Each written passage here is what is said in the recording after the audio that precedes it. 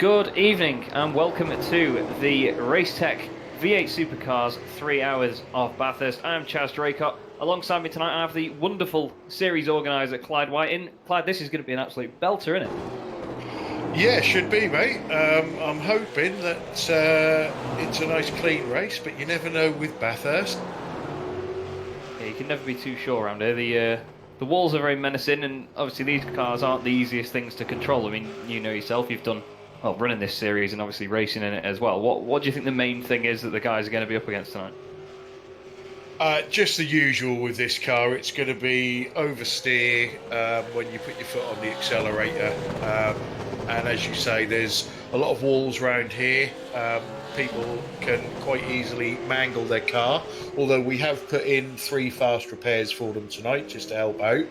Nice. But, you know, it's going to be a good race.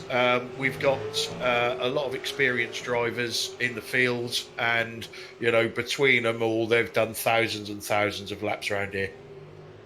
Yeah, hopefully the experience counts for something for most of them. We saw Tony Kloosterman top of the timesheets in practice. I think it was Gary Croft, the likes of Chris Jackson, and George McClay also quick there tonight. Taljanovic, is it? Taljancic? I can never say his name right. He was, well, we were talking about him before, and he was saying he's quite quick, but he's the master of fuel saving. He certainly is. A couple of the endurance races that we do in the league itself, Mike has somehow managed to do them on no stops or one stop when everybody else has been doing 1 or 2 stops. We haven't quite worked out how he does it yet because he still puts in quick lap times, but yeah, he's definitely one to watch out for.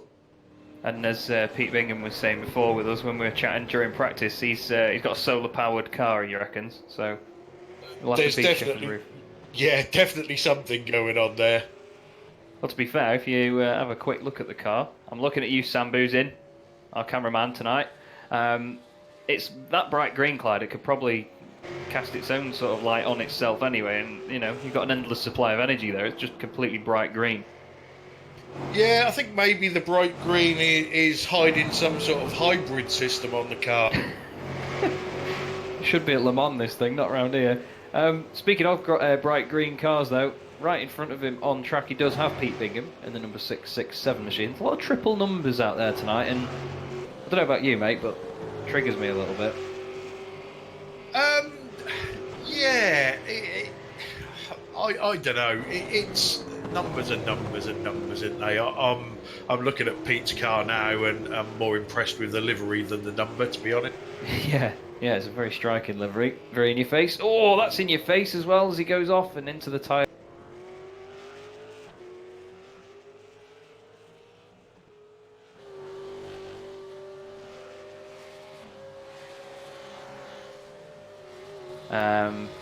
You know, you can't do an absolute ton of laps around here, so you've got to make it stick and at least get that all-important banker lap in, haven't you? Yeah, well, we've set the qualifying session to 30 minutes tonight, and then the 3-hour race. My experience from the league is like you say, get a banker lap in, no mistakes, just so you're on the board, and then push your luck and see what happens. Hopefully these guys can get those all-important banker laps in. We've got George McClay top of the timing sheets at the moment. And just as I say that, Taljancic goes ahead of him. Woodward goes third. There's currently 1.2 seconds between those boys. Sorry, 1.7 seconds. Tony Kloosterman returns to his rightful spot at the top of the standings. The very, very good-looking NQR car there with the Simability logo plastered up the side of it.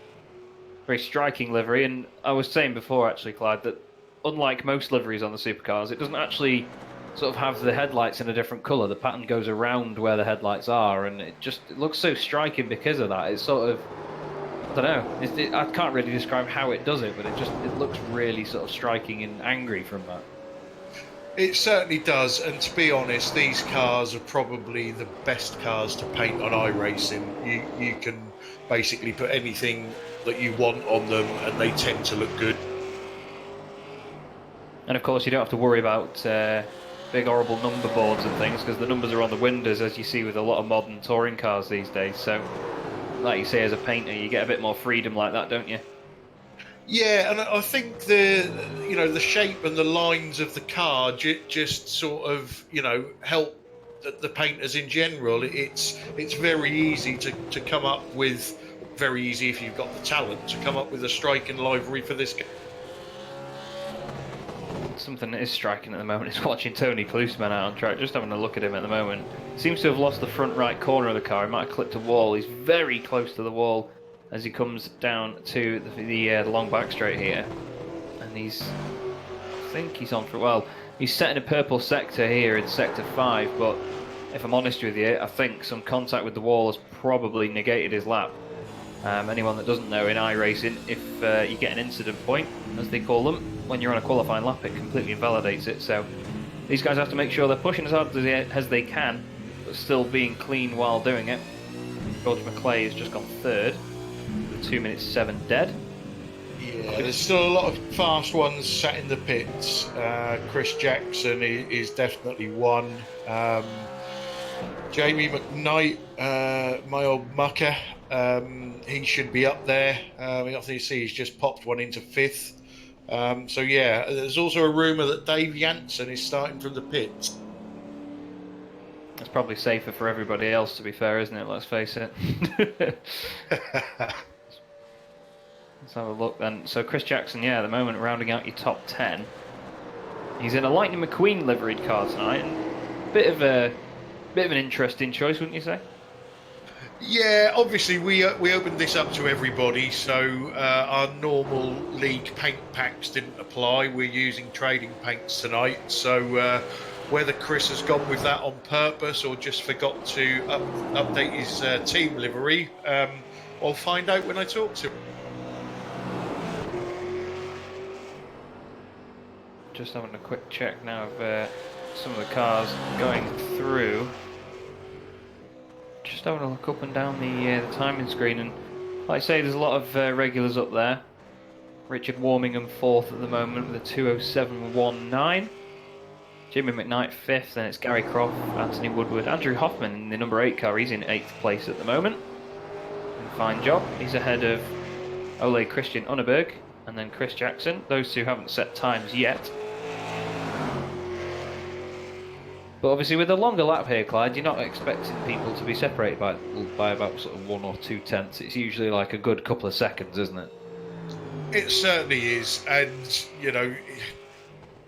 the straight here, that Conrod straight, if you're behind somebody coming out of Forest Elbow, it doesn't matter that they beat you by half a second in qualifying. You'll get a slipstream on them and you'll get past them. Yeah, there's also a bit of strategy obviously involved with that, like you say. You've got to.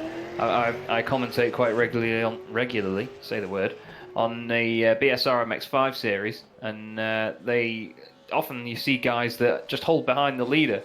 They don't try and make the move until it comes to an important part of the race, and then they use the slipstream to their advantage because they know they can get past anyway. But in a longer race like this, you've just sort of, it's an endurance race. You obviously want to be just trying to be careful all the time and make the car last. But in the long run, really, you just got to go for it. There's no other option. I mean, in motorsport, obviously, you do want to be in that scenario where you've just got to give it everything. But with these guys in this race, you can't hang about at Bathurst. Something can go wrong so easily, you just can't take a chance. Indeed. It's fuel and tyres are going to be key in this race.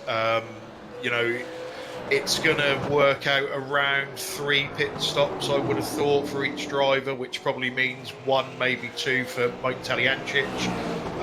So yeah, use the slipstream to your advantage and use that as a way of saving fuel. That's another tactic. Yeah, definitely, and I think some of the guys at the front will be using said tactic. I'm sure there's going to be a lot of clever racing from them tonight. They're not just going to be, balls to the wall, complete hammer down. You've got to think about it. So at the moment... Oh, sorry, go on, mate. No, the only thing I was going to add was obviously being a 3-hour race as well. You go balls to the wall, right from the start. Use your 3 fast repairs up, and it's race over. Tactical use of fast repairs is also another tactic. Yeah, that's very, very true. And it's worth mentioning as well, the iRacing's motion blur feature, which was brought in recently, looking nice and pretty this evening. The cars are absolutely flying down that backstream. Just looking at the top speeds of these guys, in terms of miles an hour, Taliancic has just gone through the chase at 177 mile an hour. The fastest that car's gone in this session is 188 miles an hour. And you forget sometimes how quick these supercars are, but they really do fly. Yeah, they a lot of the time they look like lumbering beasts, but you do get a lick on, and you do get a few code browns if you've got a heavy braking zone after you're doing that speed as well. Definitely. And then Lightning McQueen, Chris Jackson himself, has gone second now with a 2 minutes .643. He's only just over 0.2 of a second slower than Tony Klusterman and a tenth faster than Taliancic. The whole field at the moment is separated by 4.3 seconds. That's to Andrew Hoffman in 12th. Nikolai Bogotyrev rounding out the top 10 currently. Victor Tanaka, another regular from the series there, Clyde. He's 7th, also obviously quite suitably in the 707 car. Yeah, to be honest, I expected Victor to go a little bit quicker than what he's doing at the moment. However, he has been racing a lot of other cars recently rather than the majority of us that just concentrate solely on the V8. So whether that's hampering him or not, I don't know. Good evening, everybody. My nap's over. Hey, You guys sound brilliant out there. Keep up the good. Bill Switzer joins us then from the States. Have you got a coffee, Bill? You're good. Yep, copy you fine. Smashing stuff. Well, what do you think of Bathurst then? What's your opinion of going around here in these utterly ballistic machines? Well, I have to tell you, there's absolutely no circuit in the world quite like Bathurst. It's Mount Panorama, but we lovingly call it Bathurst.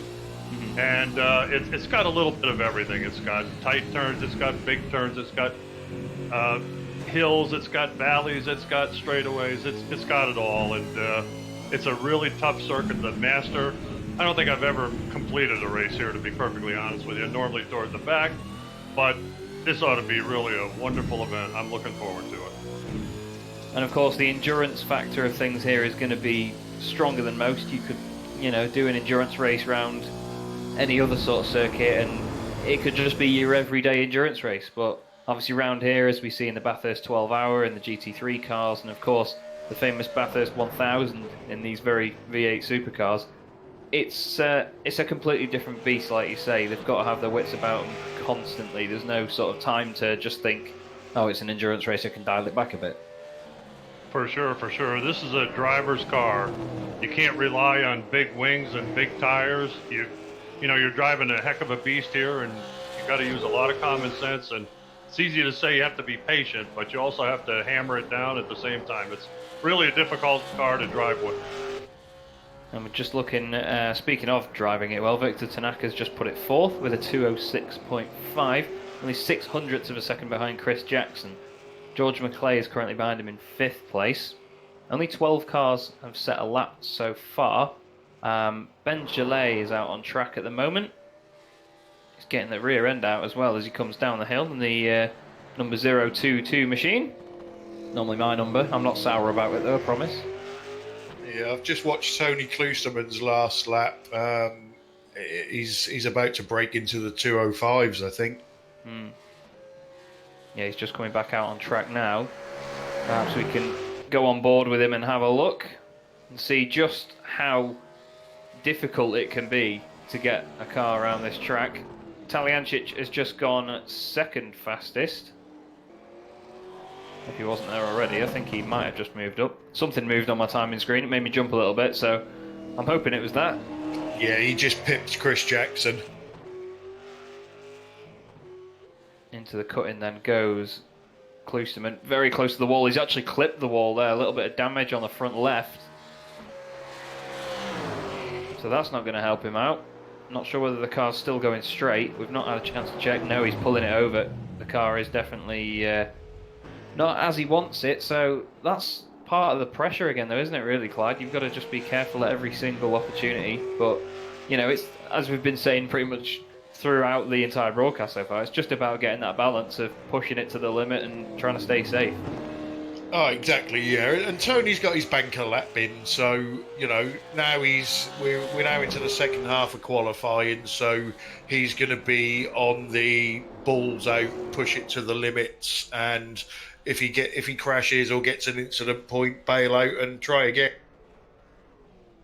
Yeah, that's it. You just got to keep trying and trying. What do you reckon then tonight, Bill? Who's your money going to be on for this one so far? Well, it's a crapshoot. It could be probably maybe 10 guys or maybe even a dark horse. You never know. Things can go bad in a hurry here at Bathurst. I mean, as you can see in Tony's cockpit here, that you're very close to the wall most of the time over the mountain. And I mean, there's just so many places you can make an error here. And most of the time your errors are catastrophic. So it could be a bunch of any people. But either Tony Klusterman or Michael T is probably a pretty good bet to win this race. Yeah, me and Clive were saying before, of course, with Talyancic, there is the possibility that fuel saving could be part of it, but you never know really. It's too difficult to call, like you say. Things can go badly downhill very, very quickly. As currently Klusterman is coming downhill, essentially. Yeah, Jamie Knight's just popped up in 5th. He has indeed. That's a 206.75. That's his best lap. A lot of these guys actually setting fastest sectors as well. The timing screen I have here is going green all over. So they're doing better and better as the...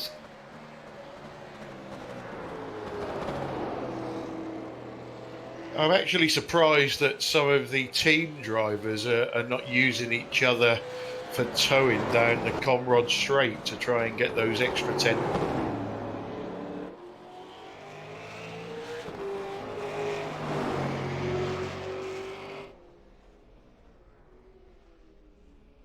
We got a lot of people still sitting in the pits, I guess. I don't know.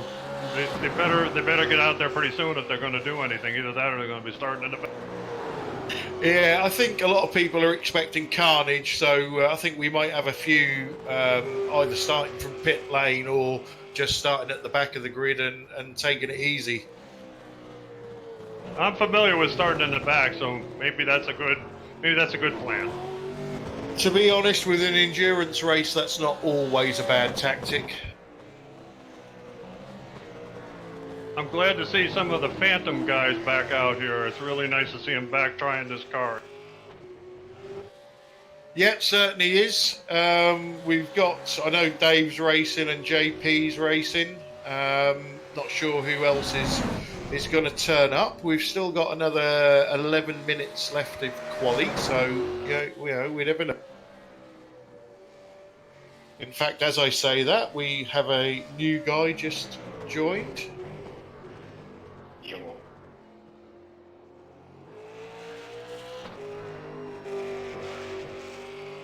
When I looked at the list of entries, I got a little nervous. I saw Ricky Arbu. I thought it was Rico Abreu, which is a sprint car driver here in the state.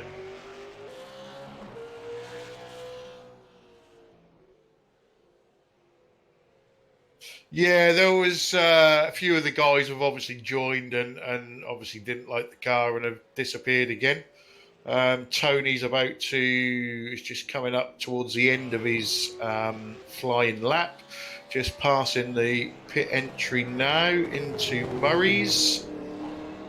Very nice round there and over the line, and he didn't go any quicker.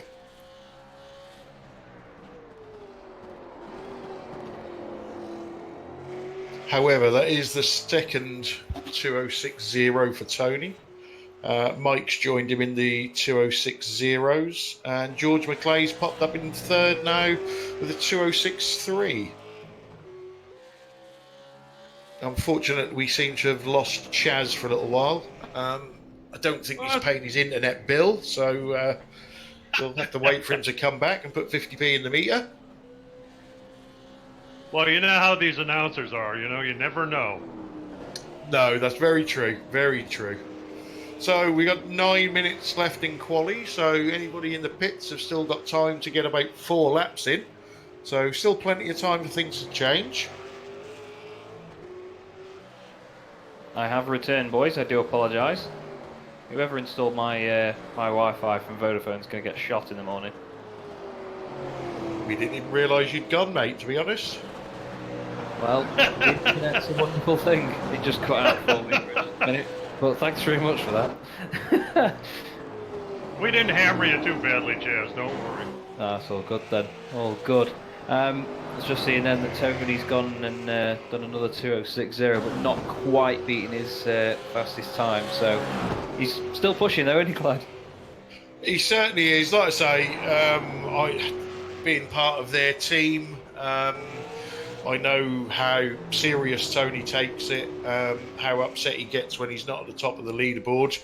And I also know how many laps every single week Tony puts into practice. So, you know, he is one of the fast guys in the league, one of the good guys in the league. And last season he just had no luck whatsoever. So let's see if, even though this is a fun race, let's hope this is the start of Tony's luck changing. Yeah, just dropped into the 205s, 205.9. There we He go. certainly did. What a lap by Tony. Just showing, it's a bit of a show of force, really. Victor Tanaka second at the moment as well. He's doing a fine job. And the 707, then it's the 777 of Taliancic. Yeah, on exactly the same time. Yeah, indeed. Not often we get that. It's not. I don't think it's quite going to be a repeat of Jerez 1997 in the Formula One. Bit of trivia for you there. Now, if anyone can tell us what the actual times were without Googling it, then I'd be very, very impressed. Taliancic actually does a 2:05.95 himself. Incredible lap time to come back at him with there. 6,000ths of a second at the top. Yeah. That's not too bad with an over 2 minute lap in a V8 supercar that wants to kill you on every corner. Never mind on the corners, it wants to kill you on the straights as well, to be fair. It's an incredible bit of kit. They've got so much power and so little downforce. It's all down to mechanical grip, and they've not got a lot of that either. Chris Jackson's currently 5th. Sorry, go on, Bill. Sorry, it can bite you in a hurry, I'll tell you. Oh, definitely. They feel very, when you're driving them, they feel very sort of loose and up high, and there's not a lot of weight over the rear end either, even on full fuel. I think Tony's worried because he's going out again. Yeah, you can't take any chances. I think Taliancic is actually on a lap at the moment. He did the fastest sectors in sectors 4 and 5. There's 6 sectors here apparently, and sector 4 and 5 were the fastest of the session for him. Tony has the fastest final sector of the session so far. This could already be game over with Mike T in second and his hybrid V8 car. He will just be able to coast behind Tony for 3 hours and not do a pit stop. He very much could, yeah. You're not wrong. As we were saying before, he's the master of fuel saving, and that's what's won him races, won him championships. So there's no reason he can't do it again here today. Depends whether Tony's wise to that and tries to get behind him at the start, but again, as I was saying before, can't take any chances around here. George McClay, he recently came into the series. I don't remember seeing him in any of the previous ones, so correct me if I'm wrong, but he's shown good pace since he first joined, doesn't he, really? George is a very, very quick driver. Like you rightly say, new to the series. Can't remember who I was chatting to about George, but he's another one that puts hundreds and hundreds of laps in for practice. And you know, I was told he wouldn't race if he didn't think he had a chance of winning. So you know, he's taking it very, very seriously. He is definitely always a contender, no doubt about it. Unlike myself, really, I just sort of turn up and, you know, as my friend Tom Jacobs once said, hello Tom, he's the sort of guy that, you know, just gets the participation medal. You just get the get something for turning up. I think that's pretty much all I tend to go for. The bestest trier award. Yeah, that's it. Yeah. You gave 90%. Well done. One of those sorts of medals. Got a couple of guys still joining at the moment. Doesn't look like people out on track. Ben Gillet, if I get his name right, is still in the pits. Hell of a name there. Nistaran Korea is just coming up to the right hand after the straight, and already this looks like a guy that knows what he's doing. To be fair, you can usually tell with people in this car whether they're new to it, whether they're not confident in it or not. But he seems to. I've said that, and he's just run wide nearly at the wall. But he's, certainly for the first few corners, he looks like he knows what he's doing in this car. So you never know. Could be another interesting dark horse, like you were saying before, Clyde. Yeah, obviously with the guys that have just joined, as I said earlier, we opened the session up for all. So we honestly have no idea what their talent level is. The guys that are in the league, I can talk about them all night because they've raced for us or with us for a long time. But yeah, you know, one of these new guys or girls, I see Claire's just joined, you know, could be a dark horse and take away the prize fund at the end of the race, which is a grand total of nothing. Well, you never know. It's a shiny nothing, so could be all the more enticing for people. Have you done a lot of laps around here in this car, Bill? Have you got much experience in this one? Well, yeah, I've run a bunch of laps here, most of the time into the wall or something. But this is really a rhythm track. You have to really pay attention. You have to concentrate the whole time. As I said, it's varying from, 40 miles an hour up to, you mentioned 180 miles an hour. It's just a very tricky track, but there's nothing like it in the world. I'll tell you, it's really as far as I'm concerned, the best circuit in the world. And I spend a lot of time practicing here. It doesn't really help me too much, but I have a hell of a blast here, that's for sure. I think Bill's done himself a bit of a disservice there. He's probably got more experience than anybody else in the league around here of sitting in the pits with his engine on fire. That's true. That's true. We've done ribs and everything. Yep. Well, if you need any food, you can go to Bill when he's in the pit lane and provide that. An interesting measure. I can't even say the word. Interesting measure of talent here, actually. Thanks to Korea's just put it careered into the wall. I've got actually a list here live of people's I ratings, and he has 4,143 I ratings, so he's no slouch. But you never know; he might not drive this car very often. It could be in an MX-5 or a GT car, for example.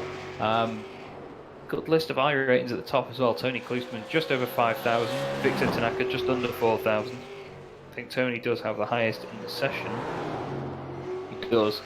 Erling Bomer is another one, 3,567 I rating, so plenty of talent here. There's no one in the top 7 that doesn't have 3,000 I rating. Bogatyrev has very suitably got 2019 I rating.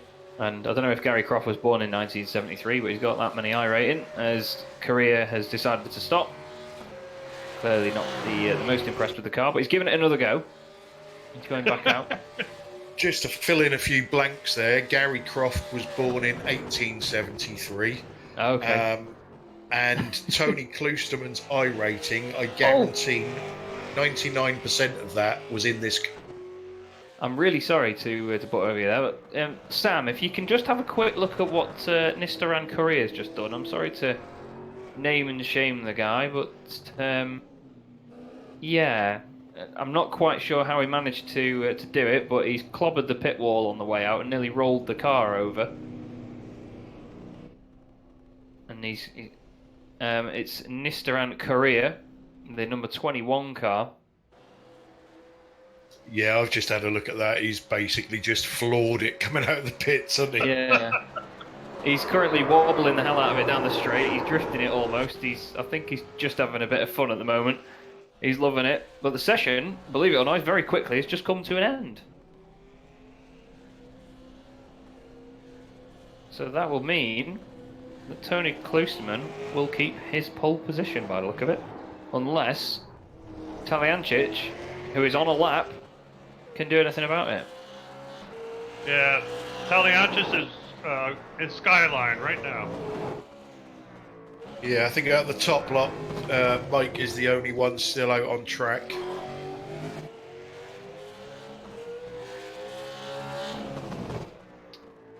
Coming into Forest Elbow. Did that well.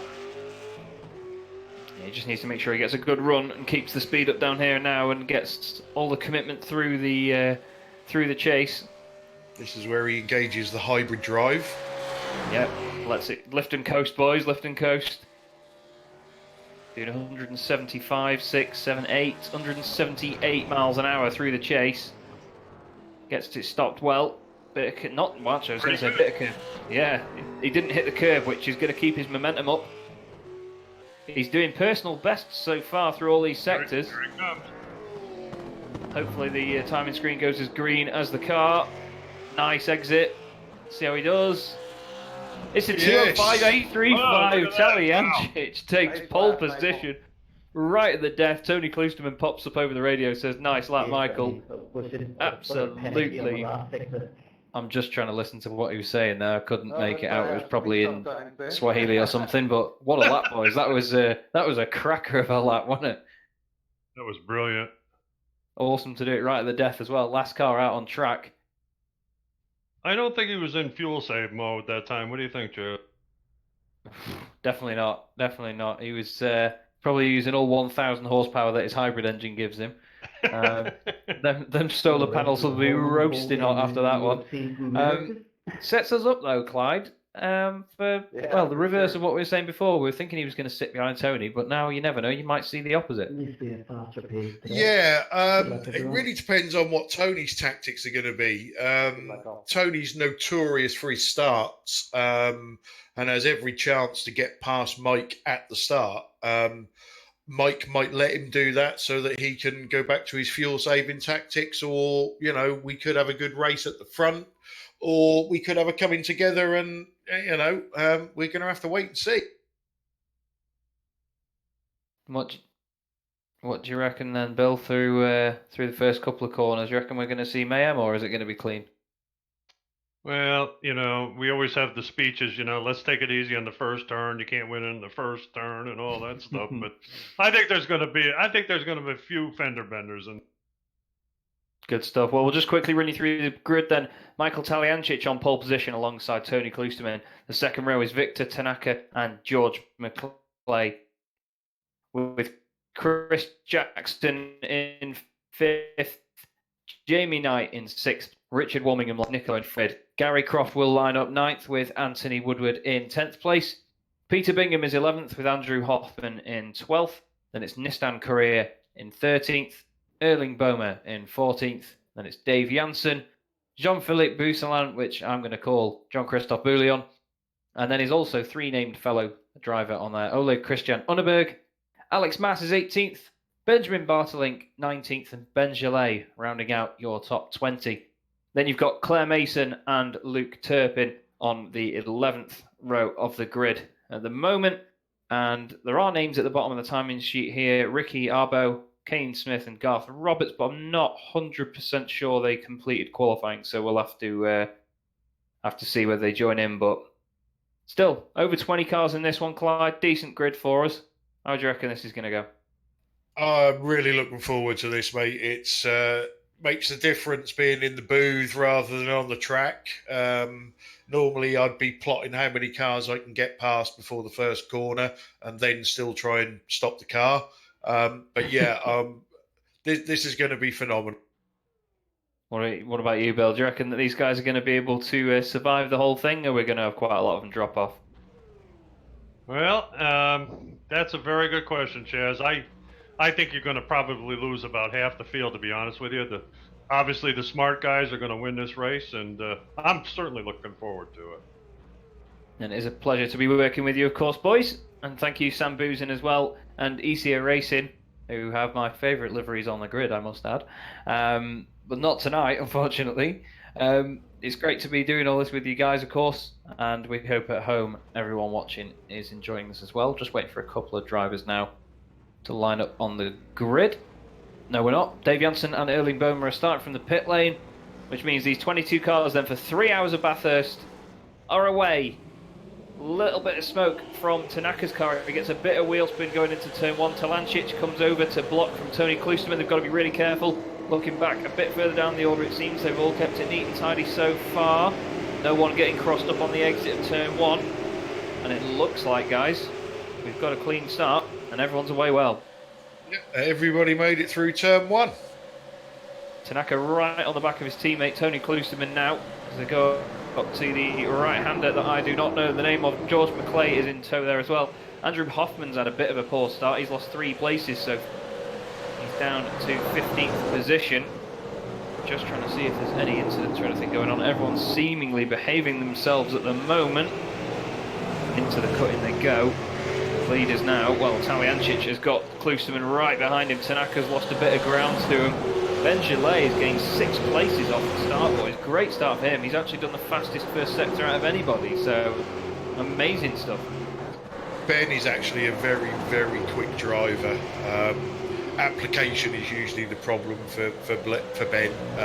Getting the practice laps in. I've said to him on numerous occasions, get some seat time in, Ben, and you're going to be up there with the best of them. But we'll see what he does. Oh, we've got one in the wall there. Oh, yeah, just having a quick check of who has just gone down the order. It's Andrew Hoffman. I'm just having a quick look back at what happened to him. Oh, he just caught the curb through Skyline. And then the car went away from him, unfortunately. He's still running though, he's just not going to be quite up to pace, but Taliancic now has Klusterman right behind him, down to the chase. But I think he's going to be doing what we said earlier, Clyde, and playing it safe and just following him along.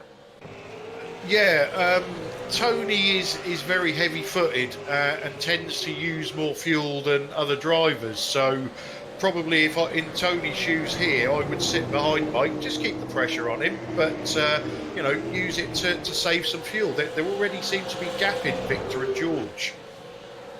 Just seen then that Alex Mass went off the circuit and came back on.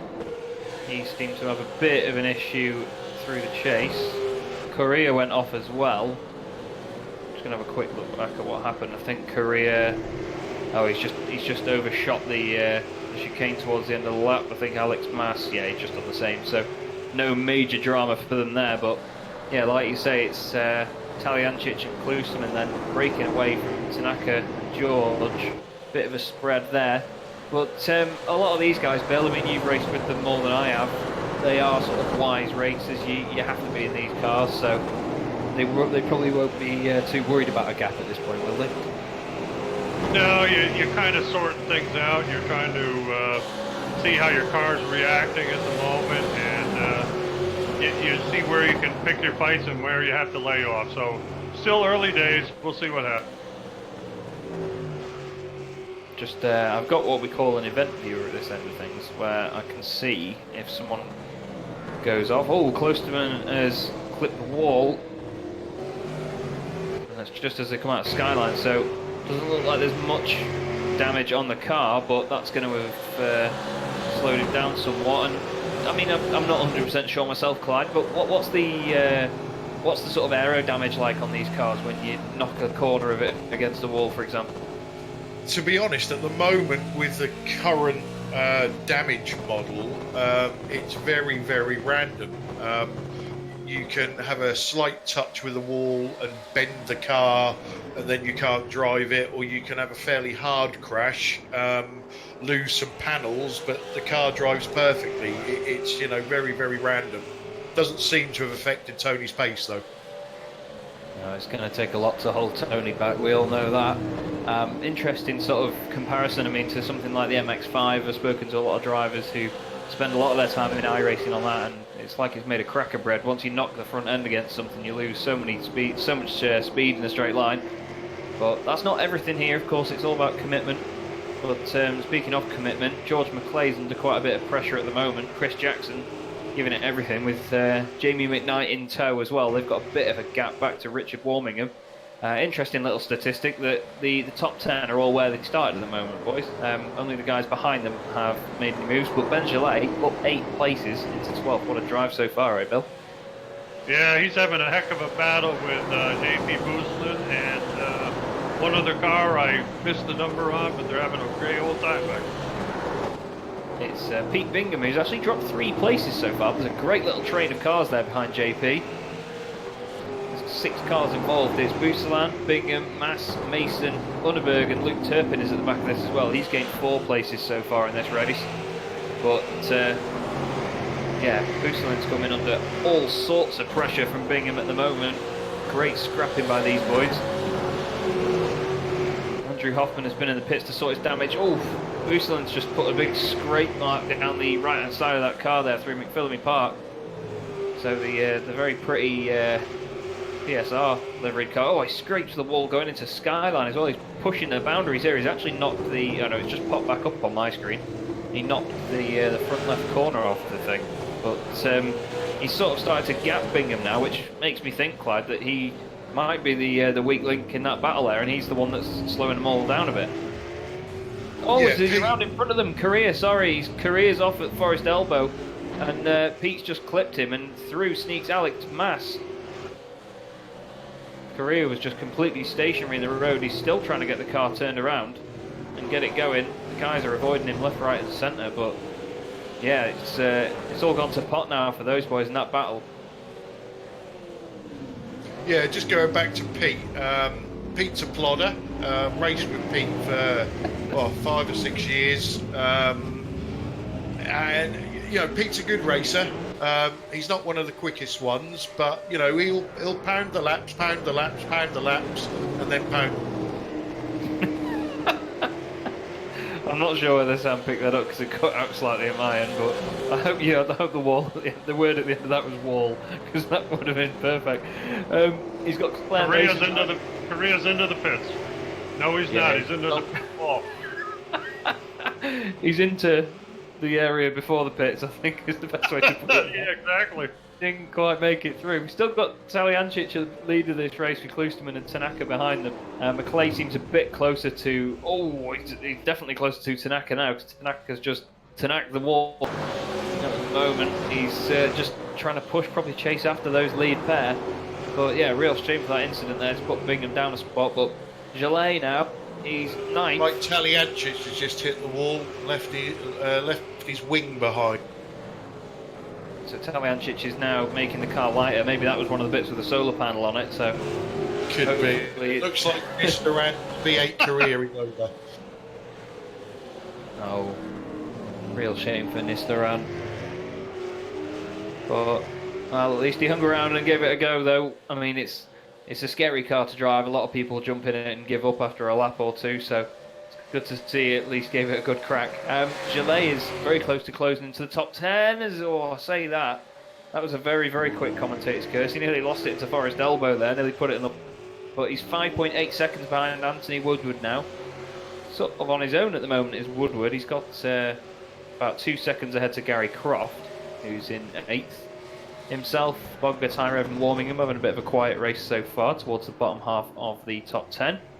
Croft has just gone past Bogdatyrev, who's just gone off the circuit. So, you know, there's a very quick commentative curse for you boys. I think you should probably stop mentioning names, Chaz, because it's getting bad now. Yeah. Apparently, I'm going to mention the name. Andrew Hoffman has apparently gone off somewhere. Oh, he's clipped it as he goes through the very, very steep drop of a left-hander that I can never remember the name of because I've clearly done my research. He's put it in the wall and then done a 3-point turn to turn it round and hit the wall again. That's a dipper. It is the Dipper, that's the name. Thank you very much, Bill. And you got Claire Mason is now closing in on Pete Bingham. I think she's just had him as well, actually. She certainly has. Bogadrov's leaving the pits after a repair. Yeah, I'm not quite sure what he did to the front right, but he knocked against something, so he's definitely damaged the car enough to use one of the fast repairs. But one thing that could be interesting there, Clive, is the fact that, you know, if they take a fast repair, would that give them the fuel back, or would that just, if they sort of reset the car as such, they'd still have to take the fuel, wouldn't they? I believe they still have to take the fuel, yes. And interestingly enough, Mike Taliancic's damage has just fixed itself on track. Magic. Not only is that a hybrid car, but it's also got nanotech in it that repairs itself as it's driving. Well, he's got this one sorted then, really, hasn't he? Tony Klusterman still chasing him down. Tanaka's there as well. I've got a great scrap here between Chris Jackson and Jamie McKnight. Old rivals here. Oh, Jackson outbrakes himself. McKnight's alongside as they go around the right hander. They're so close to each other. McKnight's on the inside for the final corner here, though. You've got to think that Jackson will get on the brakes early, let him go in front, and he's going to try and put the pressure on. These boys, old rivals. If you've not seen my video about the race of champions these guys did. Oh, in the background, that's Warmingham around in the wall. Richard Warmingham for XVR. I think he's just lit up the rears a bit too much. He's really damaged the front end of that car as well, and I think he's going to stop and reset to the pits here, Clyde. He is. Yeah, that is so easy to do on that corner. It's a nice tight left-hander. Ben Gillet now up in 11 places here. Doing an absolute corker of a job, really sideways on the exit turn one as soon as I say that. These curses are getting a bit mental now, Bill. I better shut me gob. There's a lot of movers and shakers in the second half of the field. Like you say, Ben's up 11, JP is up 6, Alex Mass is up 7, Claire Mason is up 9. Oh, Mass! Oof, I'm sorry to shout over you like that, but flip it. Alex, yeah, he's just giving me hives. Just honestly, the way he approached turn 2 then was unbelievable. It got out of shape on the brakes. He flicked to save it, and Claire Mason will be absolutely laughing her head off. Yeah, he's clipped the grass on the way in, dipped a wheel on. As he hits the brakes, the car's completely out of shape. How it doesn't go in a wall, I don't know. But yeah, like you say, he's gained 7 places, so he's certainly doing well so far, and it's not for lack of trying. Alex is another one of those drivers that he is so fast, but he just doesn't get the seat time in the car. I'll tell you, if he changed the color of his wheels, he'd be a lot faster too. Yeah, if he stopped spending so much time covering him in chrome Parma violets, then I think he'd be. Oh my goodness! Oh, he's side. Oh, he's all he was over sideways into the quarry, but he caught it. Scary bit of driving around there. They're just absolutely pushing the limits here. Anthony Woodward is up 2 places to 8th. Same with Gary Croft, of course, at the expense of that would have been Warmingham, who is now apparently down 13 places. He's out on track, going into the cutting, having the car bounce around a lot on him. Bogatyrev's up there as well, Hoffman. Bartolink is still running. He is the last car running at the moment in 21st place. But still, Talyancic leads the way. The top 4 have been static. Jamie McKnight has actually checked out a little bit here, Bill, from Jackson. I was expecting them to stay a bit closer together than that. Yeah, well, they love each other so much. I think Chris Jackson was probably pressing the gas pedal a little too hard trying to catch him, and he got away from him. Yeah, and I think in Chris's defence as well, he bought some new pedals about 3 years ago, and he's still getting used to them. Well, he's just put it sideways as well through the right-hander as well at turn 2, so, you know, he's still getting used to him. Like That's funny. Get on with it, Chris. Come on, you've had your time, mate. Claire Mason up 10 places now as she goes past Alex Mass into 11th. And very lovely livery on that car, actually. LeBlanc livery it's coming up as for me, with the blue and dark blue with white and yellow stripes on it. Looks fantastic.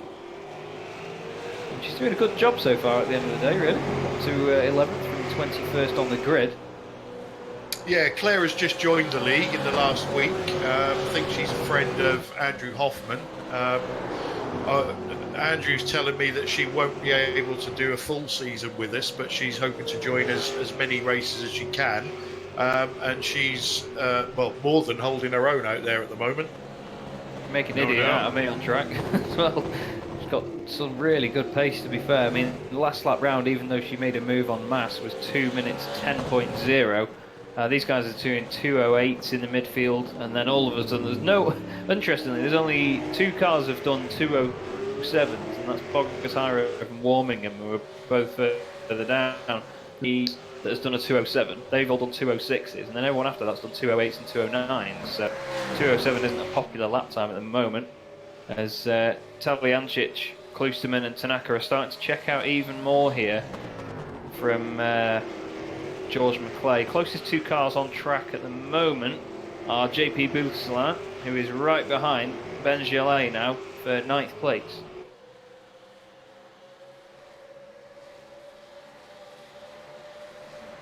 Yeah, just going back to Claire as well. Obviously, it's nice to have another female driver in the series. If there's any ladies out there watching this, you know, come and join in. We've got Claire, we've got Katie as well, that usually races with us, has done for a few seasons. It's, you know, we're not male dominated, so come and have a go.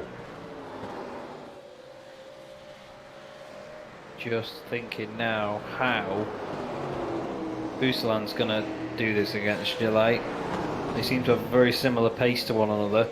Gillet a bit more exuberant in his approach, but it looks like JP's got a bit of damage on the front of the car. He's not crashed yet though, Clyde. Whoa, almost lost it there. Yeah, I was going to say nearly did. there's another commentator's curse, so if we keep talking about him, he might be in soon enough to commentate with us. Yeah, Mike T's just clipped the wall again, and he's got his damage back. So let's hope that nanotech gets into action. Apple will be on the phone to him after this one, trying to help him develop it. You know what they're like. Oh, Ben dumped it off the road a little bit. JP gained a little ground on him. See, he's pushing Down really through the hard. dipper.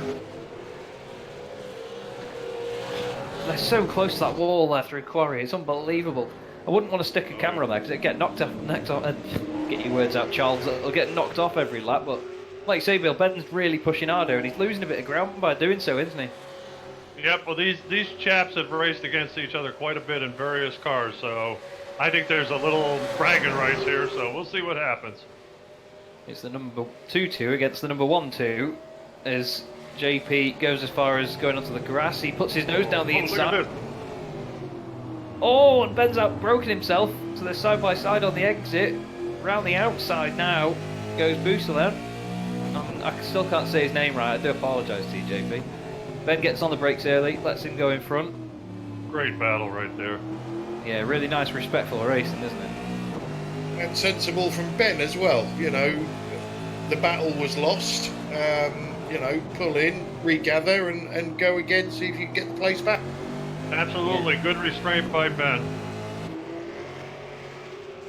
17 minutes into this 3-hour race. It seems like these guys have been going forever. But they've only done, well, they're only on lap 9 at the moment. As apparently Alex Mass has been off track. He's just gone wide at one of the at the exit of the chicane. He's got Bingham right behind him right now. Then Luke Turpin, who's up 8 places so far. Bit of a under the radar approach from Luke Turpin so far. He's done a really great job so far. Yeah, it's really sort of safe, clean drive up to 14th place. He actually was the car that started last on the grid out of the ones that are running. And it's the top 4 that are still where they started. Talyancic, Klosterman, Tanaka and McClay. Top 3 though, breaking away at the moment. There's only 2.1 seconds separating them. So it's not like it's all said and done yet, Clyde. As just looking back at Ben and JP still scrapping away. They sort of balance it out. The one in front always pushes to get away, and then the one behind just catches up. It's hopefully it stays that way because it's very exciting to watch. Yeah, there's a lot of racing left yet. We're 20 minutes into a 3-hour race. There's 3 pit stops to come, and we all know the perils of the pit entry here. We're probably expecting drivers in around, I would guess, around lap 19, 20, 21, if you're going to split it into three sections. Yeah, you know, let's see what happens. This is a long way from over. Oh, and Ben's just out of shape as well, but held it. I tell you what, he's going to need to get some new pants on when he gets into the pits after that one. Flipping heck, that was absolutely off the scale then. Around there, even through the last corner, he chucks it on 2 wheels, gets the rear end out. He's loving it, but when you get used to how these cars drive, that's the fun of them, isn't it? You can just sort of get a bit cocky with it, put your foot down, get a bit sideways on exit, and they're a proper barrel of laughs, aren't they? It's not the fastest way to drive them, but yeah, it is the most fun way to drive. Definitely. They've got Claire closing in on them here, actually. Claire Mason is really making ground. She's 1.7 seconds back now, so it's not a big gap really. I mean, JP's 1.2 seconds ahead, so it's quite spread. Oh, actually, Ben's run really wide there at turn 2. Claire's gained, well, 7/10 of a second there, so really closing in. I think Ben's got his angry head on at the moment. Yeah, definitely.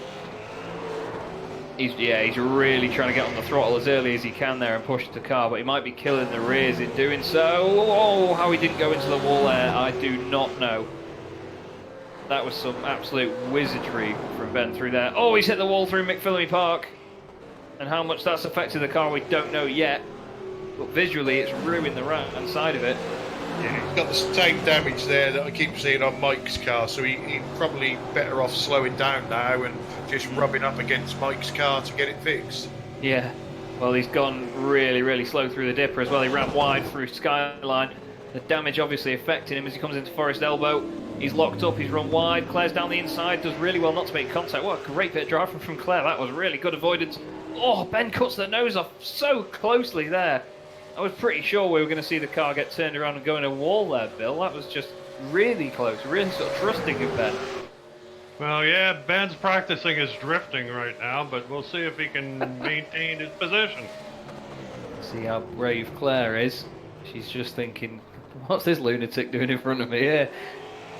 Yeah, I think she would have got him down that straight, but when Ben cut across, that took her momentum away. Yeah, she Yeah, has to just get out of it. Oh, sorry, Chaz.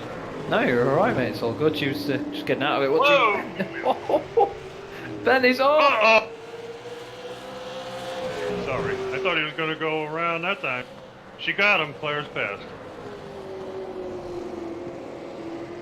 Yeah, I was just watching Ben there on that last corner, looking back into Ben's cockpit, and he was actually turning the wheel right to go left.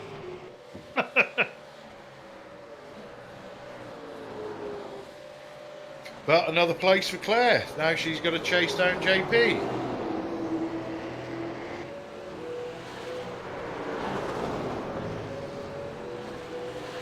She's got 4 seconds until she gets to JP. JP looks like he's got some damage on the front of his car, but he's still going. Well, I had meant to mention before that JP a couple laps ago over the... Uh-oh! Ben's around sideways. Through McPhillamy Park, coming... he's coming to a stop. Yeah, get back to the pits, Ben. Yep, he escaped. He's in the pits. And he's gone.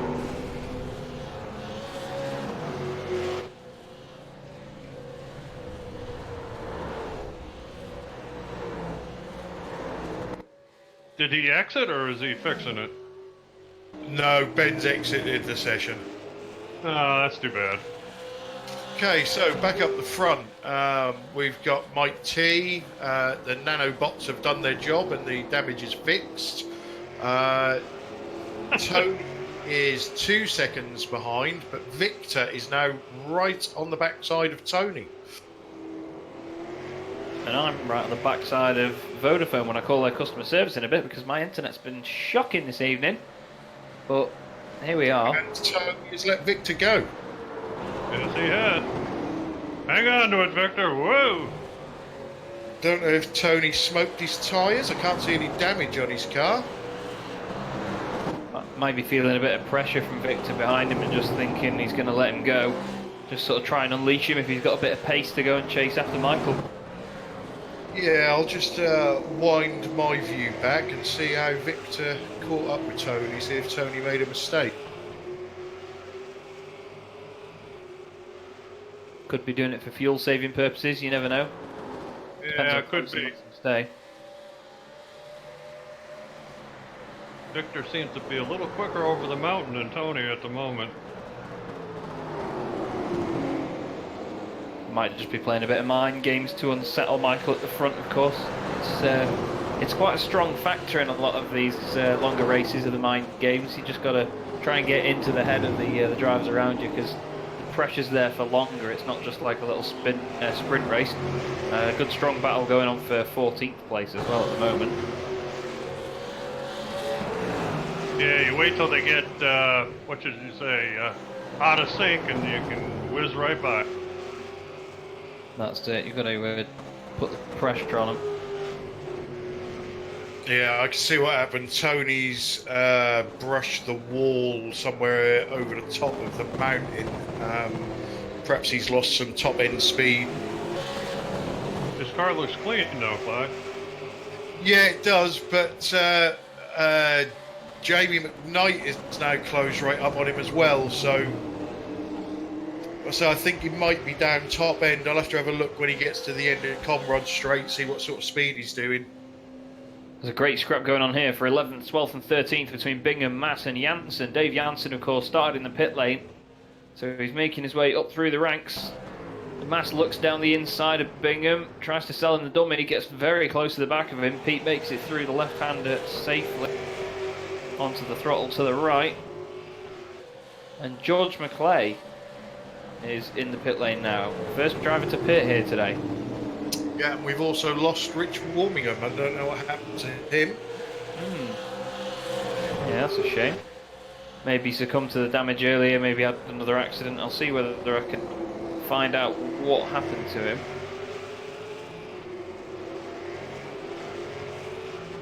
Can't see anything untoward on here. Apparently he's jumped to the pit lane. Let's have a look. No, it's not showing exactly what happened then. But Bingham has got a right defensive drive on now with Alex Mass behind him. These are the closest cars on track. Good battle right there. We've also got Claire closing in on JP. The gap was 4 seconds. It's down to 3 now. Claire's really showing some good pace, so hopefully she continues that for the rest of the season as well, that she takes part in, for what rounds she does do. But wow, Alex Mass right now needs to be careful that the front of his car doesn't end up white and green off the back of Pete Bingham's. Quite a bit of damage on Pete's car at the moment, but he's still lugging the thing around. Like Clyde said, he's a plodder, to use Clyde's word. They're not mine, Pete, don't worry. But Dave Janssen, you've got to think at this point, Bill, he's going to be rubbing his hands together, hoping these guys have an accident so he can just take advantage. Exactly. I think that's why he's laying back a little bit there. I think at the moment with Pete, the words cork and bottle spring to mind. Uh-oh. And there goes the cork in the bottle. Oh, Janssen sideways on the throttle as well behind him. Alex Mass now up to 10th place.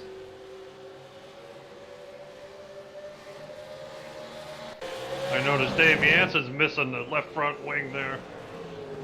Yeah, he must have had contact with it at some point as he's pushing. He knows now that Alex Mass is quick, so he doesn't want to get stuck behind Pete Bingham here.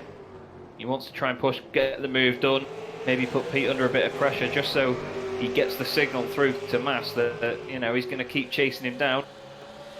Oh, we've got that apparently George McClay's gone off track. Let's have a just check. Oh, I think he's just overshot the yeah, he's just overshot the chicane slightly on new tyres. Yeah, he's lost a few positions there. Whoa, Pete! Oh, He lost it in Hell Corner there.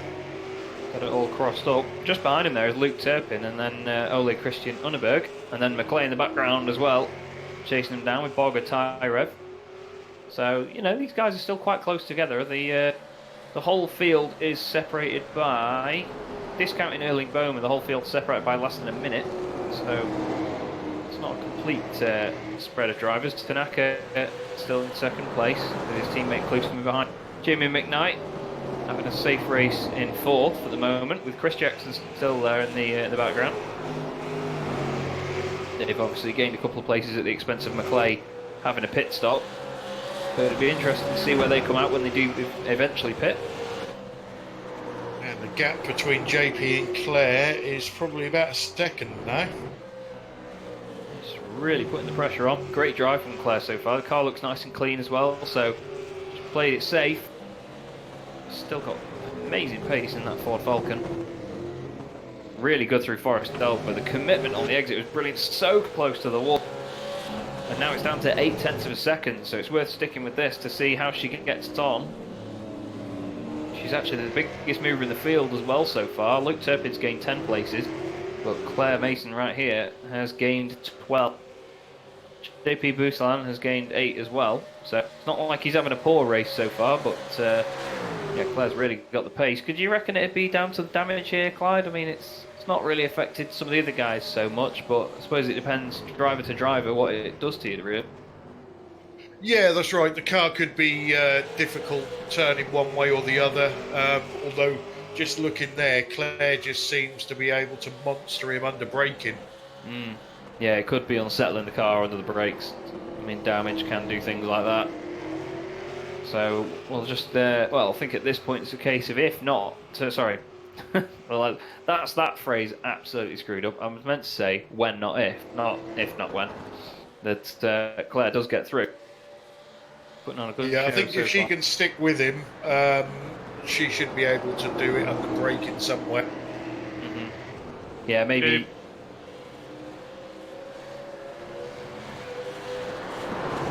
JP's car seems to be pushing a little bit compared to Claire's too.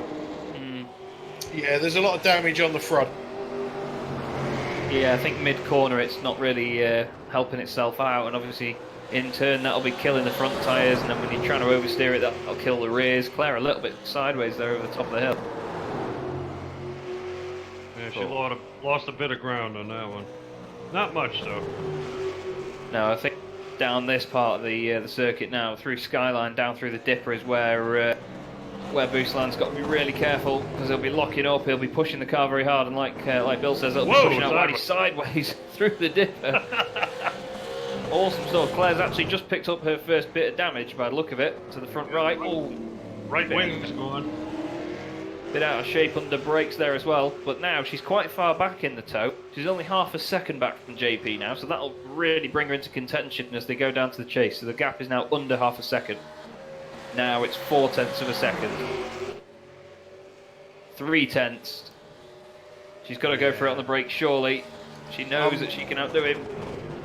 No. I'm more expecting into Murray's or Hell Corner under brake. Yeah, it's a bit of a harder braking zone, isn't it? A bit shorter.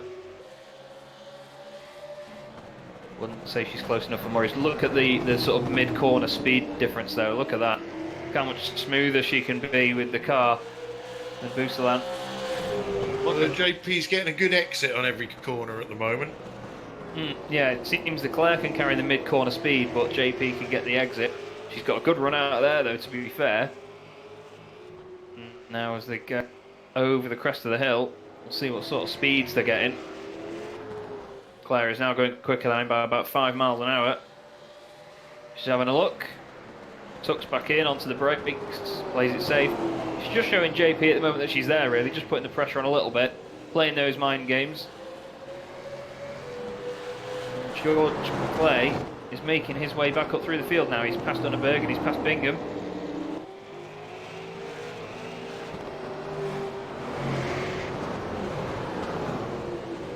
Now he's got Luke Turpin just in front of him.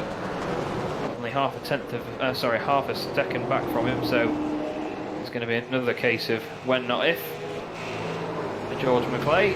But you never know, though. This traffic could play into the hands of the guys at the front here, Clyde. But it depends on what they come across further along the line. Yeah, and there's still lots of battles throughout the field. Which obviously are gonna, if the fast guys catch them up, it's gonna, probably go against them and close the field up a bit. Do you reckon traffic's going to be much of an issue here, Bill, when the race get further down the line? No, I think they're pretty spread out. I think we'll have the little groups of 2 or 3 cars. I don't think we'll have a big cluster like you do on the first lap. I think it's going to be pretty spread out. Around Mount Panorama, it makes a race seem so long, and every single lap seems to last forever when you're on your own. It can be difficult. Andrew Hoffman is in the pit lane at the moment. Benjamin Bartelink has gone past him into 18th place while he's in the pit lane. George McClay goes past Luke Turpin and then back the other way. Yeah, there's a good battle brewing for 14th at the moment.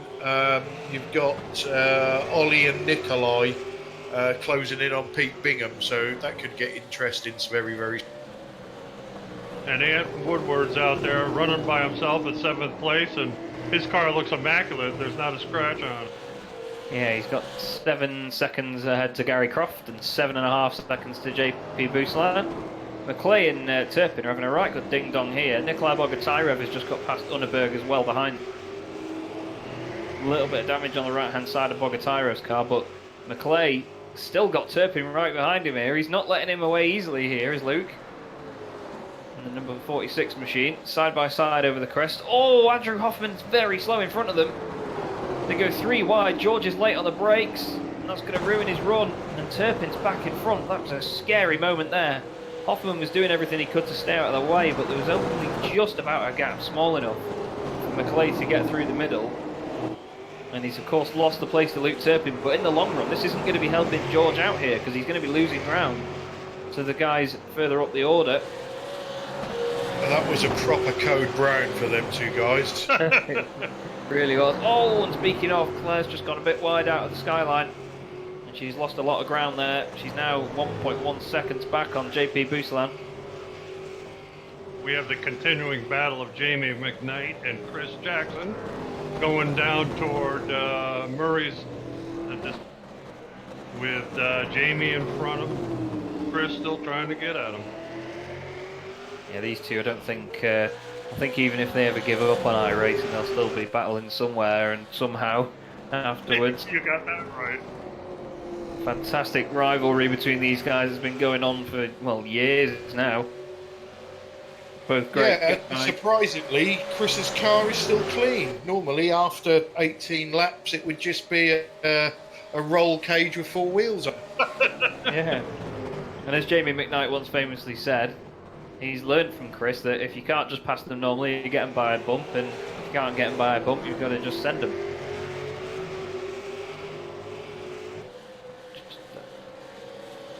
Oh, there's been a tap. McClay. Nikolai's just lost it under braking, trying to go past Pete. I think he's going to lose the place to Ollie now. Just ahead, McClay and Turpin still having this scrap. The 12th and 13th, what a great battle they're having. And right behind them, Pete Bingham is trying to get involved in this as well. Pete will be laughing his head off. He's trying to get alongside Luke Turpin. He's going to have the slipstream, but he's going to have nowhere to go when he gets. Turpin on the inside of the 46 car, McClay on the outside of the number 18 machine. Side by side, McClay runs wide. That's not a poem. Bingham's just got to hold back a little bit there just to play it safe, but Turpin's putting up a great defensive drive here, Bill. He's really doing all the right thing. Boy, that's a heck of a battle right there. I'll say that though, McClay's just driven around the outside of him after he ran wide and lost a bit of momentum. They're still side by side up over the hill. Oh, McClay's in the wall and he's around. How did the 3 guys behind that miss him? Oh, Hoffman. Oh wow, I heard that all the way from Australia, how loud he just screamed as he came over the hill. That was so close to being a big accident. And JP Boussalant's around. Boussalant down the hill is out. He's really heavily damaged the car. Just have a quick look back. Oh, he's lost it through Skyline. Claire's already gone past him at this point. And because of the slide, he's heated up the rears too much and put it in the wall. So Claire Mason, oh, she's just lost a place to Dave Jansen. She's got a very damaged car, boys. That's too bad. I'm I'll not sure wind whether... that back, see what happened. Yeah, Claire is chasing down. You know what? Claire was chasing Dave Jansen. Oh, she's clipped the wall going up the hill and completely ripped the left-hand side of the car to bit. And it's crabbing like mad, unfortunately. Oh, what a nightmare She's for in the her. pits, boys. Yep, just trying to drag that thing back home. Oh, it doesn't look like it's handling very nicely either. That's a proper shame that after what had gone on. Luke Turpin, he's up 11 places so far. He's having a great drive, really. Like I was saying before, very under the radar. He's up 12 places now. Now he's past Claire in the pits.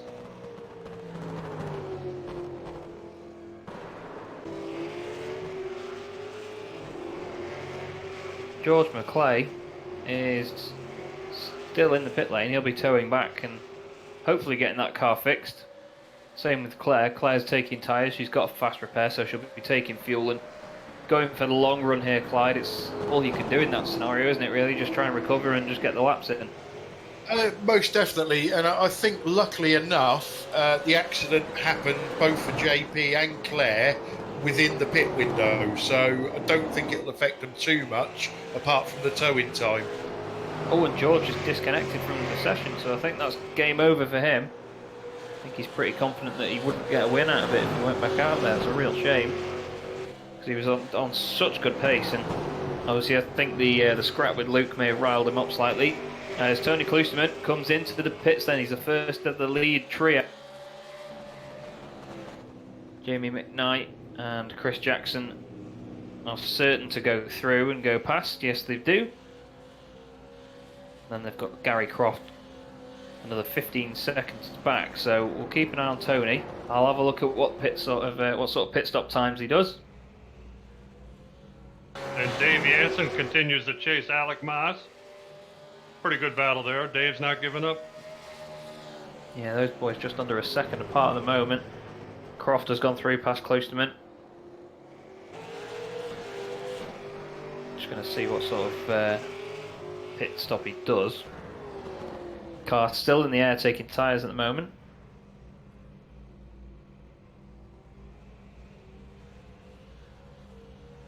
You know, right now for the people that have to pit for damage repair, you got to keep in mind we still haven't reached the first hour yet. We still got over 2 hours to go, so they're not out of the ball game by any means. No, well that's it. You've got to just go for it and get back out there. Dave Jansen will be a bit gutted to see that Tony Klusterman has just come out behind him even after a pit stop. He's only 2.8 seconds back from him. Tony rejoins in 9th place then. The gap between the two leaders though, Taliencic is now 5.5 seconds ahead of Victor Tanaka. So he's had his foot down in the hybrid machine here, Clyde. He's certainly turned the solar panels off and he's just going for it. He might have the aircon on, you know, man. Yeah, he's. I still don't think he's going flat out. I think he's just slowly eking out the gap over Victor and Tony when he was there, and seeing what happens. He's just coming towards the end of his lap now. Just going to see if he pits or not. No, he's staying out. There's a shot. I don't think he's probably not going to pit all the race. You know what he's like. Oh, he nearly lost it. Oh, he nearly went into the pits, but via a different entrance there. He was going to put it over the pit wall if that was going to go in. That would have been an absolutely massive moment, and that would have changed the course of the entire race. Jamie McKnight, Chris Jackson, they're both carrying on. They haven't pitted this lap. Gary Croft is there with, who's that behind him? That's Benjamin Bartling in 16th place, a lap down. Bartling has clearly got some pace here over Gary Croft, but Gary will be on pretty old, shattered tyres. So that is the difference it makes. You never know with these guys. But we've had some great scraps so far, haven't we, Bill? It's not like these guys have been taking it completely carefully. Yeah, I think they forgot that this is an endurance race, some of these guys. Wow. Yeah, they probably thought it was 3 1-hour races. Yeah, there you go. Like I said before, Mass and Janssen having a right good scrap. Another two that have raced together for a while here, Clyde, so they should know by now what they're like as Pete Bingham comes into the pit. Yeah, most definitely. They're experienced league racers with us. The good thing about racing in leagues is you do get to know the drivers within the league and what you can get away with and what you can't. From my experience, if it's a Phantom 71 car, you've got to stay well away from it. I'm only joking. I got killed at Montreal by 3 of them. They bullied me. That's all I'm going to say. But yeah, you've hit the nail on the head there, to be fair, Clyde. The positives of racing in leagues is rather than on your official sessions that you get an iRacing where you could be up against anyone. You do spend sort of week in, week out with these guys. You learn who you can battle with, who you can go really sort of toe to toe with, and then other drivers where, you know, it can just be safer to just follow them and wait for them to fall off sometimes. Of course, on top of that, because of the wonderful world of sim racing, Jansen's all over the place through Skyline.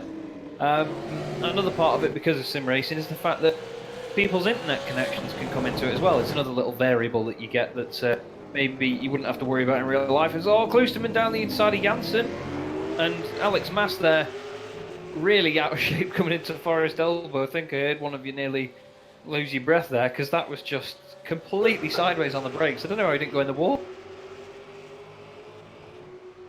I think you made a good observation, Chaz. I think Talajantic, or however you pronounce his name, he is absolutely on cruise control right now.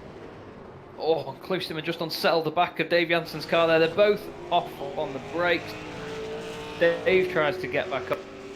And I mean, in a lot of cars and iRacing, Clyde, you can get your foot down when you're on the grass and just carry on, but not in these things. You can't do that on tarmac, never mind on the grass. It's like green ice. Yeah. I'm very surprised Dave didn't pit there, but he stayed out. Yeah, he's probably just going to make the fuel last as long as he can, I think. Yeah, well, Mike T he's on lap 22 now, so he's probably used almost a litre of fuel by now. Yeah, I was going to say, the damage has fixed itself as well. The nanotechnology doing its fine work there. That is amazing, isn't it? It's pretty scary, isn't it? Victor Tanaka still chasing him down though, but he's 6 seconds back now. He's just not got the outright pace, and the inseparable McKnight and Jackson still having a good scrap together. And well, it wouldn't be we wouldn't have it any other way, would we? Oh, those two will be together at 2 hours 59 minutes. Until Jackson bins him off on the last corner. Could happen. We'll be able to hear Jamie shouting from there. He has the loudest microphone on the planet. But he's a funny guy. Did a video with him a while ago of the Race of Champions from this very series, and I'm pretty sure Clyde will agree. It's pretty hilarious, isn't it, mate?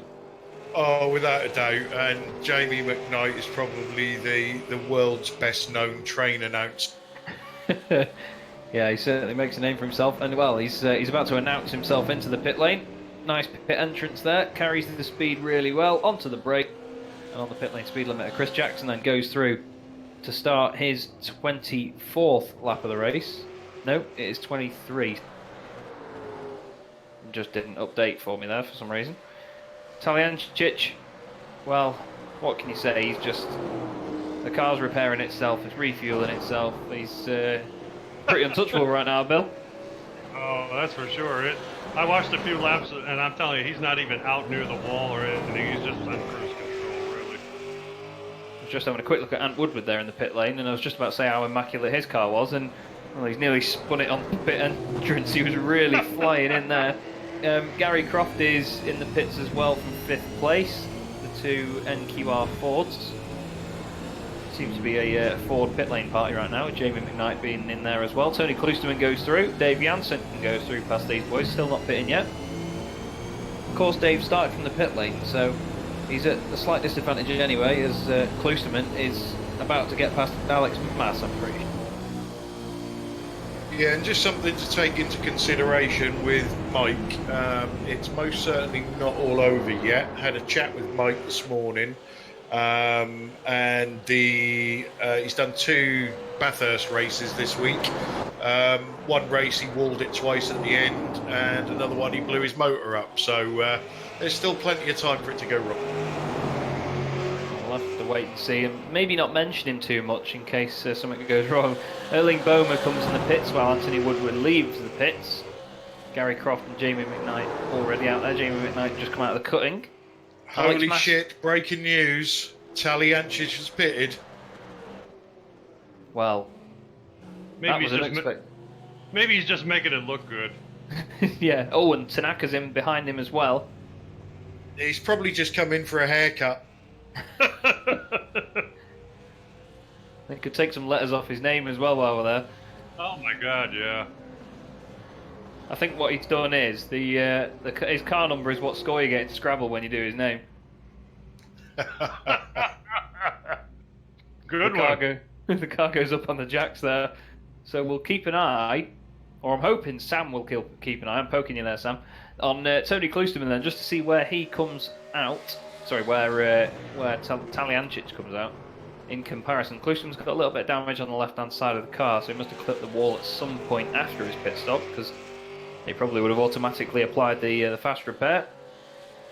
I'm just flicking between Taliancic and Klusma here. Taliancic is still on the jacks in the air. He's just popped down and he's just leaving actually now. As Klusma's Klusma's on the come down front the straight straight. right now. Yep. Yeah, Taliancic. Kusterman's just coming up to Hell Corner. Yeah, Taliancic will retain his lead then. The lead 7 seconds to Tony Klusma. Tanaka, though, interestingly, has come out in third. So he's back behind his teammate. Chris Jackson's in the pit lane. Jamie McKnight has just gone through. And I think Jamie's eked out a little bit of a gap over him there. Dave Jansen's in the pits as well. So he's finally pulled the car in to get the repairs that he probably was, you know, very, very patiently waiting for there. But Yeah, I think Tony pitted early, didn't he? So that's probably the undercut working in his favour there. another guy that'll be helpful on track now, well, helped out on track, sorry, by the repairs will be Alex Mass, because the front of that car wasn't looking too healthy before and he was still quick, so it'll be interesting to see how he gets on. Claire Mason has just gone through into 8th place. And Luke Turpin is out of the race, I've noticed. Just going to try and have a look and see whether I can find anything about him having an accident anywhere. Oh yeah, apparently he's been off the track for 20 seconds. I'm going to have a quick look and see what happened to it. Oh. Oh, it must have been bedtime. He's just pulled it off the side of the track and stopped. I'm really not Jamie sure. Knight has just had a biggie. Oh yeah, he's hit the wall hard there and ruined the front end. And he's trying to get it all collected as he goes down the hill, but that's how easily it can go wrong, and he's not going to be happy to see Chris Jackson going through. I'm guessing Jamie has just pitted as well. He has, yeah. Maybe he came out on cold tires and got away from him. Not sure what's happened to Bartelink. Benjamin Bartelink's had a massive accident as well. Oh. Oh. I think it must have been bedtime for Bartelink as well, because he's gone straight on at the chase and just smacked it straight to the barrier. Jamie can't even keep his car on the road right now. He'll be back in the... So we've got Jean-Philippe Bousselon in the interview room ready to come in. He's one of our co-commentators. We'll drag him up, and guys, please fire away and ask him why he crashed. Yeah, Jamie's just lost it on pit entrance, but JP joins us. What are you doing? How did you do that? I was hoping you could tell me, dude. Oh, I don't know what I'm doing in these cars, mate. I've got no clue. Doesn't look like Oh. Jamie McKnight does either, to be fair. Yeah. Well, I don't know. I had issues the whole day with Skyline. I don't really know why. Usually I've got it right, but not today. So yeah, I got a bit slide coming down the hill. Mhm. I'm guessing the tires were really hot, so couldn't catch it afterwards and hit the wall. Yeah, it's very difficult to sort of keep the momentum down there. Once you're in too hot, you know, it's not something that's easy to recover from, especially not in these cars, because you hit the brakes a bit more and they just go around, don't they? Yeah, exactly. Yeah, and that's one of these corners, you know, where you really have to be patient. And braking earlier is usually better than later. So yeah. You look like you was having a really good battle with Claire there, JP. And when we was looking at your accident, we noticed that Claire was sort of chasing you down all the time, putting the pressure on, and then Claire finally made a mistake, and then you made a mistake straight afterwards. Ah, damn. Okay. Yeah, we had the good thing going on. I didn't know she crashed though. She's still running. Yeah, she's still on track. She just, as she was getting to the top of the hill, just clipped a wall and it spun the car around. But she managed to save it, but it's, yeah, it damaged the left-hand side quite considerably, so it was definitely worth pitting. All right. Well, yeah. Jamie McKnight, after his incident, is back out on the track. He's in 6th place now. Just coming on to the Conrad's. Yeah, he managed to get a fast repair, one of the 3 available to the guys in this race. And now he's on his way. Still ahead of Alex Mass, who's just coming onto the Conrad straight now. But Anthony Woodward, that means, is now promoted into... Actually, he's promoted into 6th place. I've got...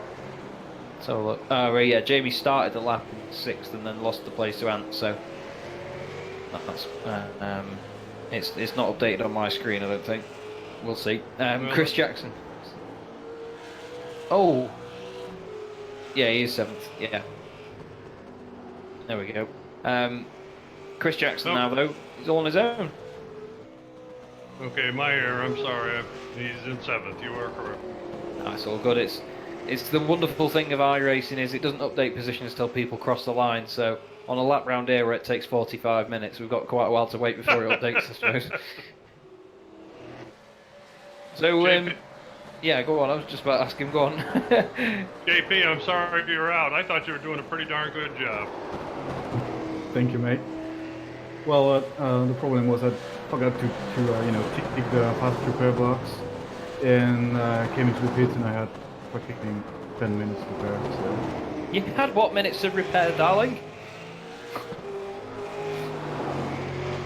Jesus. It's a family show. Sorry about that. Well, yeah. So I thought, Yep, Jamie just scraped the wall. He's a naughty boy, it's Mr. McKnight. What were the conditions like out there, JP? Because, I mean, I'm seeing that it's 81 Fahrenheit on track, so it's not too hot, but was it feeling like the tyres were going quite quickly with how hard you guys are pushing around here? I was trying to be conservative about it. I've got to say they handled pretty well for the first 10 laps, and after that it's starting degrading a little bit. It was still okay, but yeah, even in cooler conditions right now, if you have a lockup or a slide, you really have to wait quite a bit until the tires go back to the temperature you want. So yeah, but the grip was definitely there today, so that's pretty good. I think the race started at 42 degrees Celsius. Yeah. Not so sure what it is in Fahrenheit, sorry, but so that was pretty high, and then it went down quite a bit. Fair play then. Well, the actual race time in the sim is just a couple of minutes past 6 o'clock now in the evening. So the track will be getting cooler for these guys, which means lap times may improve, degradation may not be as strong, but it's going to be interesting to see just how that gets on. Interestingly enough, though, McKnight is really catching Gary Croft and Anthony Woodward here, so we could be on for a right good scrap between the three Fords. Yeah, I think Jamie's driving angry after his little accident, and obviously he's lost a lot of time to his best mate Chris Jackson. So I think he's going to take it out on Gary. Yeah, hopefully Gary doesn't end up in a wall at the expense of Mr. McKnight. I'm sure they'll probably both find it very funny, but luckily for me as well. Got some damage on the left-hand side of his car, so I don't know whether his car's handling funny and that's why Jamie's able to close on him so quickly, or just for the love of Jamie, perhaps it's just Jamie's talent.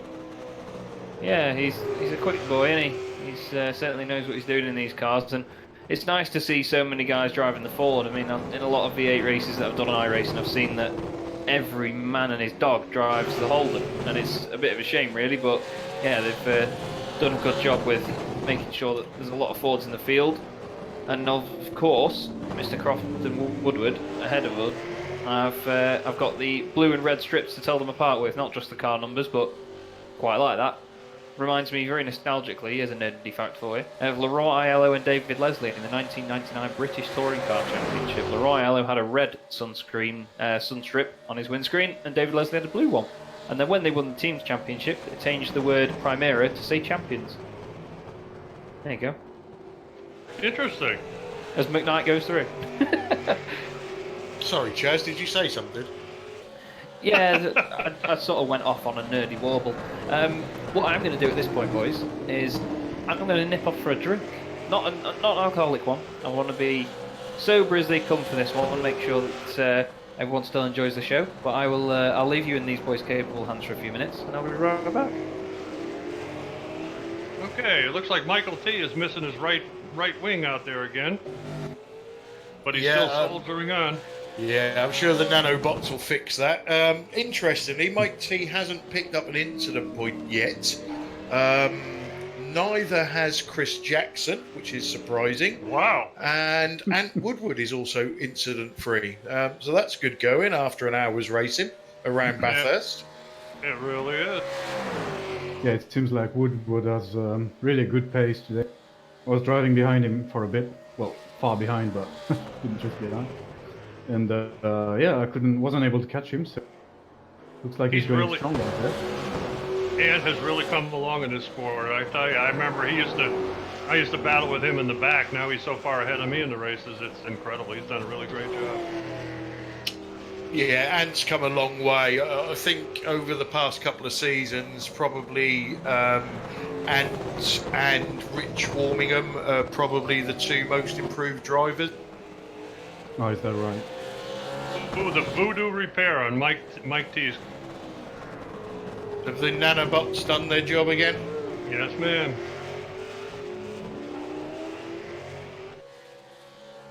The marvels we do with technology these days. JP, it was good to see you back in the V8. I'll tell you, it was a pleasure seeing you out there, really. I hope you do some more races this year. Thank you, appreciate that. Gotta say, it was pretty good. Felt good to be back there on this track, which is obviously my favorite. And it was fun for as long as it lasted, but yeah, I might come back for a couple more. Maybe not 3 hours though. Well, I'll tell you, coming back to race for the first time in a while, this course put your feet to the fire. Let me tell you. Yeah.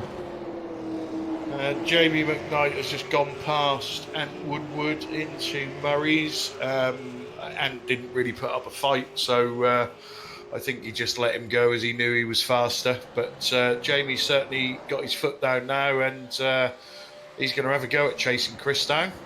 He's got a long way to make up, but it was fun watching him try.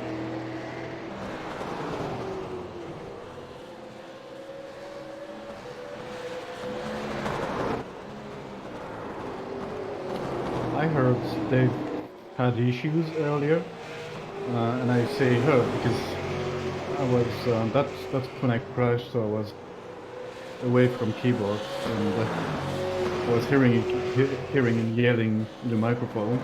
So I'm guessing he had issues. Did you guys see that, or what happened there? No, to be honest, we haven't seen a lot of Dave. He did have a little bit of damage on the car, but he seems to have. He started from the pit lane and he's just slowly worked his way up through the field. Currently in 10th place. Yeah, I'm really surprised. He's just soldiered on really steadily. I mean, he just scraped the wall a few minutes ago up in McPhillamy, but no definite damage, and he's been plugging along pretty good. And as you say, JP, we can't hear him talking, but I had a feeling he probably had some verbal outbursts there along the way. He usually does. You know, Dave. Yeah, he's going strong actually. I was amazed that his pace was that good. Because on the practice session he was only a couple of tenths slower than Tony, I think. Yeah, and as Clyde mentioned, I mean, he started in the pit lane. I mean, at the end of the field, he's done remarkably well, and he's still soldiering it. Yeah, Dave's just looking at Dave's lap times there. He's consistently in the 208s, 209s. Did his fastest lap at 207.6 about 3 laps ago. So, yeah, he's doing good guns at the moment.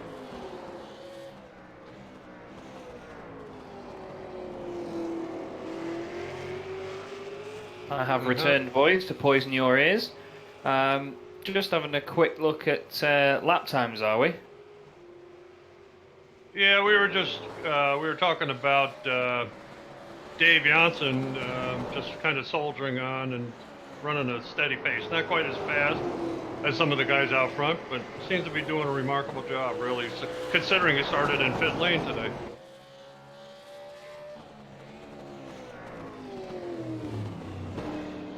Yeah, he's getting quite a couple of positions as well, of course, and managed to hold on to them. It's not like the The disadvantage of him starting in the pit lane is sort of overlapped and put him further back down the order again. He's in the top 10 at least, he'll be happy with that so far. And I think from the... Let's have a look. He's only 1 minute and 20 seconds behind the race leader, Talyancic, so it's not a massive disadvantage to be at the end of the day. They've done just over an hour now, so I'll say it's a pretty fair drive so far. I mean, even if some of the drivers started on the grid with Talyancic, you know, they were still about there. We've got a good battle going on at the moment with Claire Mason chasing down Underberg for 12th place. Claire's only 2/10 behind now, really putting the pressure on. She certainly has done an amazing job. I'm very impressed with her drive.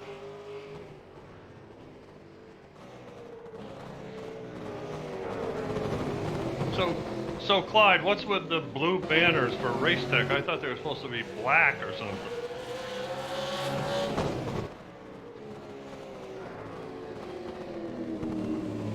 Oh, Clyde's going. Okay.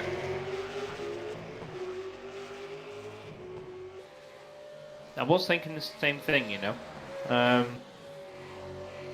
Pretty sure they were going to do something with it. He's back from having a wee, is Clyde. He's here now. He's here to answer all questions and things people give him as Claire goes up now into 12th place. Ahead of Underberg. 9 places gained so far. Fantastic drive from her. And hopefully it continues for the remaining just under 2 hours. There's Underberg a bit out of shape. Clyde, Bill was just raising the question of the colour of the windscreen banners. For Racetech, Gary Croft has a blue banner. I thought they were supposed to be black and what's the other color? Red, right? So for this season, the Cup Series, which is the main one, the cars will have a black banner with white Racetech on. And for the Club Championship, it will be a white banner with black writing on. The reason we're seeing different in this broadcast is because we did it through trading paints, which means we can't apply the decal layer to the cars. I gotcha. So that will be the reason for that. I got you. Okay. Tanaka's just overtaken Klosterman, by the way. Just did it into to Murray's. It looked back to me like Klosterman let him go. Klosterman's got a little bit of damage, and Tanaka's got the pace, to be fair.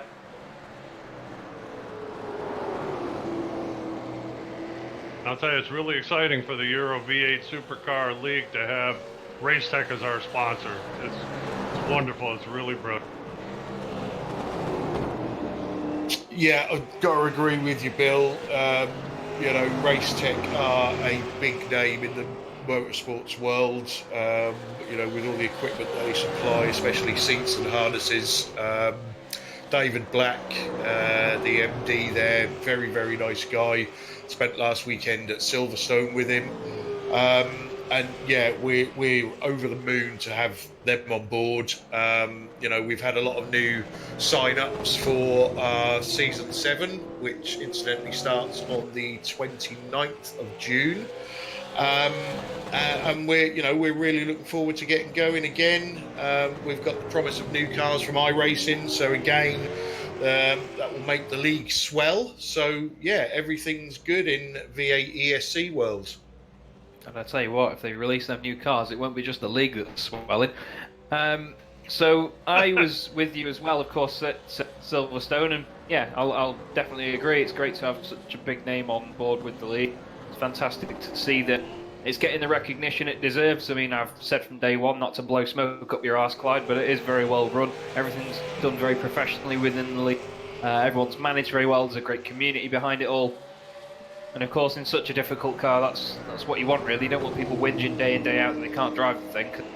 They are little piggies, but it is fantastic to see it, like I say. And of course, David, the top bloke, we had a good laugh while we were at Silverstone. All the way over from New Zealand as well to sample British GT, and well, they were saying to us there and then that they actually provide a lot of the seats in the field, don't they? They certainly do. We did an impromptu inspection down the pit lane, and yeah, 1/3 of the grid had Racetech seats in them. I I know they supply Aston Martin works teams. They do the Porsche RSRs. They do the McLarens. And it's funny, you don't, you know, I'm involved in real racing, and you don't really notice that sort of thing until your eyes get opened. And instead of looking at a car now and looking at the engine, I'm looking at the seat to see what type of seat it's got in it. And it's great to get those sort of connections as well, because it really, like you say, it opens your eyes to those things, to, you know, what you normally wouldn't look at on a race car. I mean, a lot of people go to events and they just look at the cars and watch them go round, and they'll go to like one race meeting a year and that's all they'll see. But when you get more involvement with people like that, and obviously the real side of things as well, it helps you appreciate things even more. And of course, there's more and more people just sort of, you know, your eyes are open to the amount of people that are behind it as well, not just the actual technology, the actual machines themselves. It really is a fantastic thing to see. Well, I'm sure pretty much as well. Clive was telling me before, Bill, that you may have a story or two from your days in motorsport to provide. Well, I'll tell you, the minute I heard that we had Racetech with us, my hats are off to any of the safety equipment companies that basically save our backside in a lot of accidents. I mean, when I first started racing, you know, the cars with wooden wheels way back then, I mean, it was amazing, you know, that the seat that I had in the car that I raced in. I mean, I'm lucky to have survived. I mean, in comparison to these, you know, full restraint wheels and all this kind of stuff they have today, my hat is off to these guys. They save a lot of drivers, believe me. Yeah, you do see, while accidents may not have changed so much in motorsport, the safety and everything, of course, these days is paramount, and the drivers are very safe. And in a way, it sort of gives them the confidence to push the car a bit more. If they have an accident, so be it. I mean, there is always the worry, of course, of having an accident. There's money involved and so on for the teams as well, and it's often for the drivers as well. But yeah, it's amazing to see these days that when there are bigger accidents, everyone holds their breath to see if people are okay and they come out of it good. I mean, even when we were at Silverstone, there was a large crash in the mini challenge. One of the guys went off at the end of the hangar straight backwards into the wall at like 100 mile an hour. Wow. And he just got out of the car fine, and it was just amazing. But yeah, I know what you're saying. It certainly is a massive part of the motorsport industry that does deserve the respect it gets. That's for sure. It's kind of an overlooked thing, you know. Most people, like you said, look at the neat machine and how fast it goes and how cool it looks and all that, but you know, safety's a big part, and I guess I'm a little cautious when it comes to that kind of stuff, but you know, you're only as good as your safety equipment, and it's still a dangerous sport no matter how the safety equipment is evolved. Definitely, certainly is. And obviously the sim racing side of things is, you know, it's a nice example of how drivers that do it in the real world can sometimes unwind, you know, just get some laps under their belts and just see how they can push a car without worrying about if they bin it and costing the team money on a testing day, for example. Apparently Victor Tanaka has just been off the track. I think it was just a bit of grass as he came down the straight. Yeah, it's nothing major, nothing to worry about. So he's got Klosterman right behind him at the moment with 15 seconds now, Clyde, to race leader Taliancic. Oh, as Tanaka comes into the pit lane and really out of shape on the way in. That's a very, very early pit stop. We've also got Claire Mason closing in on Cork in the Bottle Bingham. I'm loving That poor man has more nicknames, I'm telling you. He always, back in our Factor days, he was also always known as Bumpy Bingham, because we used to do a Renault Clio series, and he always used to give you a little bump just to get you out of the way.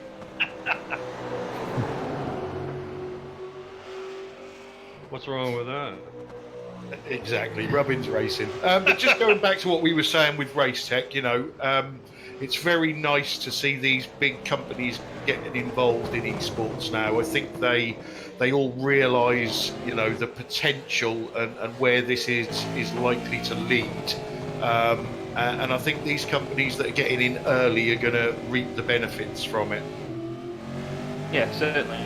They certainly will. Just trying to look at what was up with Tanaka's car. There's a bit of damage on the right rear.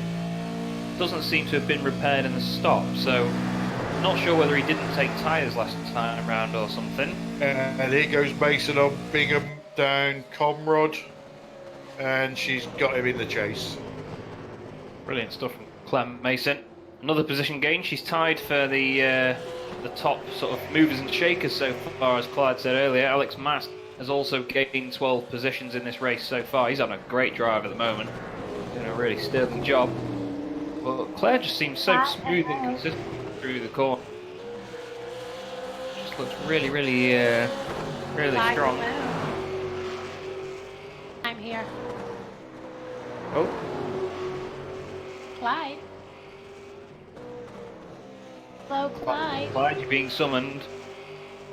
Hello, Kathy. You are currently live on the internet, so don't tell everybody how much you love me. Sorry about that. I had my coffee delivered. She wanted to say hello. Oh, there That's we go. my American mum. That's right. I was wondering where that was coming from for a second. I shit myself. Sorry, Chaz. I was literally about to say, has Beth come home drunk? Oh no. Beth's still elsewhere being drunk, don't you worry about that. We'll be finding out about her ventures a little later. Speaking of ventures at the moment, Talyancic, or however you say his name, is still running away with this. He's just under 15 seconds ahead of Kluk, who is now ahead of Chris Jackson, who is in third place after the pit stop of Victor Tanaka.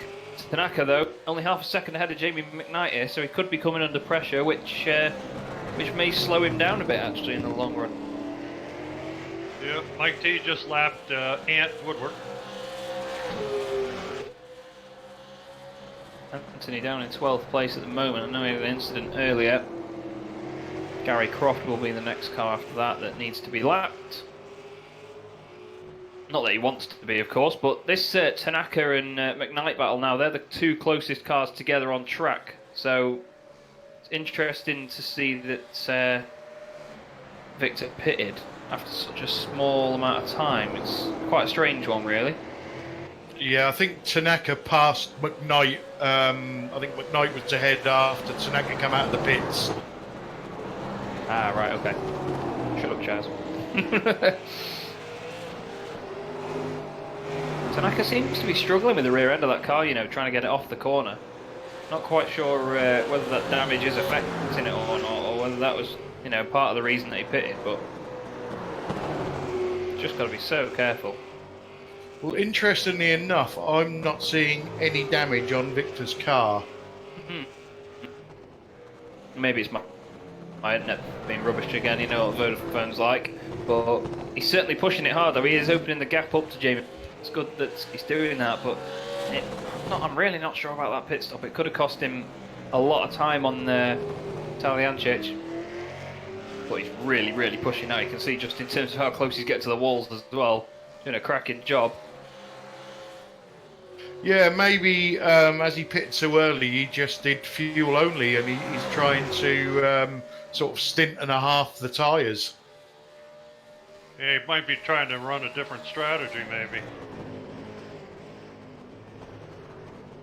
Yeah, could try and get himself out of sync with the other pit stops.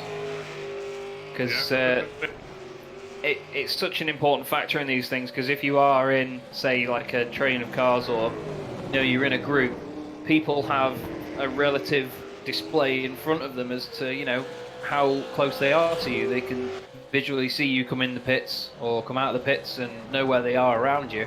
If you take that away from them, it can really get into someone's head, because they don't know where you are on track, they don't know how you're doing.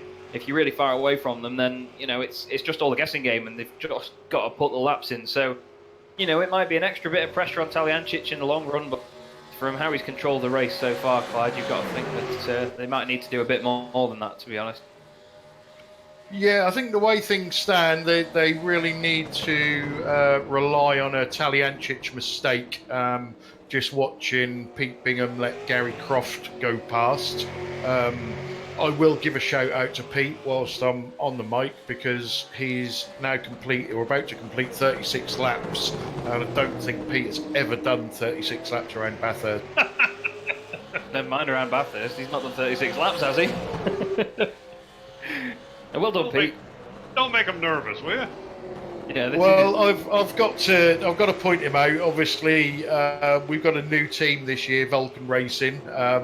We're still attached with the NQR team, but with me and Bill in the booth, Pete is our sole racer and flying the flag for Vulcan Racing. wonderful name, and obviously I've seen the Delta wing on the. I know exactly what that's there for. And it's good to see the aviation world somehow creeping into the motorsport world. I think we've had a brief chat about the Vulcan before, Clyde, but yeah, it's good to see that it's not just 12 NQR cars on track anymore, and there's actually 2 teams of you rather than one massive team, because I didn't know who was who last time around. Last time I raced in the series, I just kept getting confused because you all had the same livery. Yeah, and I think from a league point of view, it didn't look good in the broadcasts. The NQR team was full of drivers that turn up week in, week out, whereas other drivers come and go. So it always looked like a grid full of NQR cars. So, we've started this little subsidiary of NQR this season with me, Bill and Pete, 3 of the slower drivers in the series. But, we're still learning from the NQR guys, and they're still helping us. And, we're hoping to improve this season and, keep going forwards. And that's, of course, what some of the beauty is of iRacing. It's the fact that it is definitely a sim where you want to push yourself and you want to get better at it. It's not something that you, like with some games and things, when it's a bit more of a relaxed approach, you can buy a game, start playing it, go, don't like it, not very good at it, can't be bothered getting better at it. With iRacing, you put a lot of money and time into it, getting your sim equipment ready, and obviously downloading the content, paying for the subscription, and you're not forced to do so by the money, of course. It's not that is the defining factor of it. It's just that it is that much of a simulation, and it's the closest thing a lot of us guys get to real racing in terms of how well it's managed as well and how it's simulated. And you do want to find yourself getting better at it. I mean, prime example, my girlfriend recently tried iRacing. And quite often when she comes around, it's, can we go on iRacing? Can I try driving this? Can I try driving that? And even people that aren't completely interested in motorsport have been around and tried it as well. It's great to see that sim racing gets that recognition and that attraction. Most definitely, and leading on from that as well, and going back to the conversation earlier with league racing, and I know I'm biased, but this league, there are so many fast drivers in the league that are willing to help the slower drivers. I've been in leagues before where everything is top secret, but here, drivers will share setups. We've had Victor doing a talk on Discord about dampers. We've had Tony doing training sessions.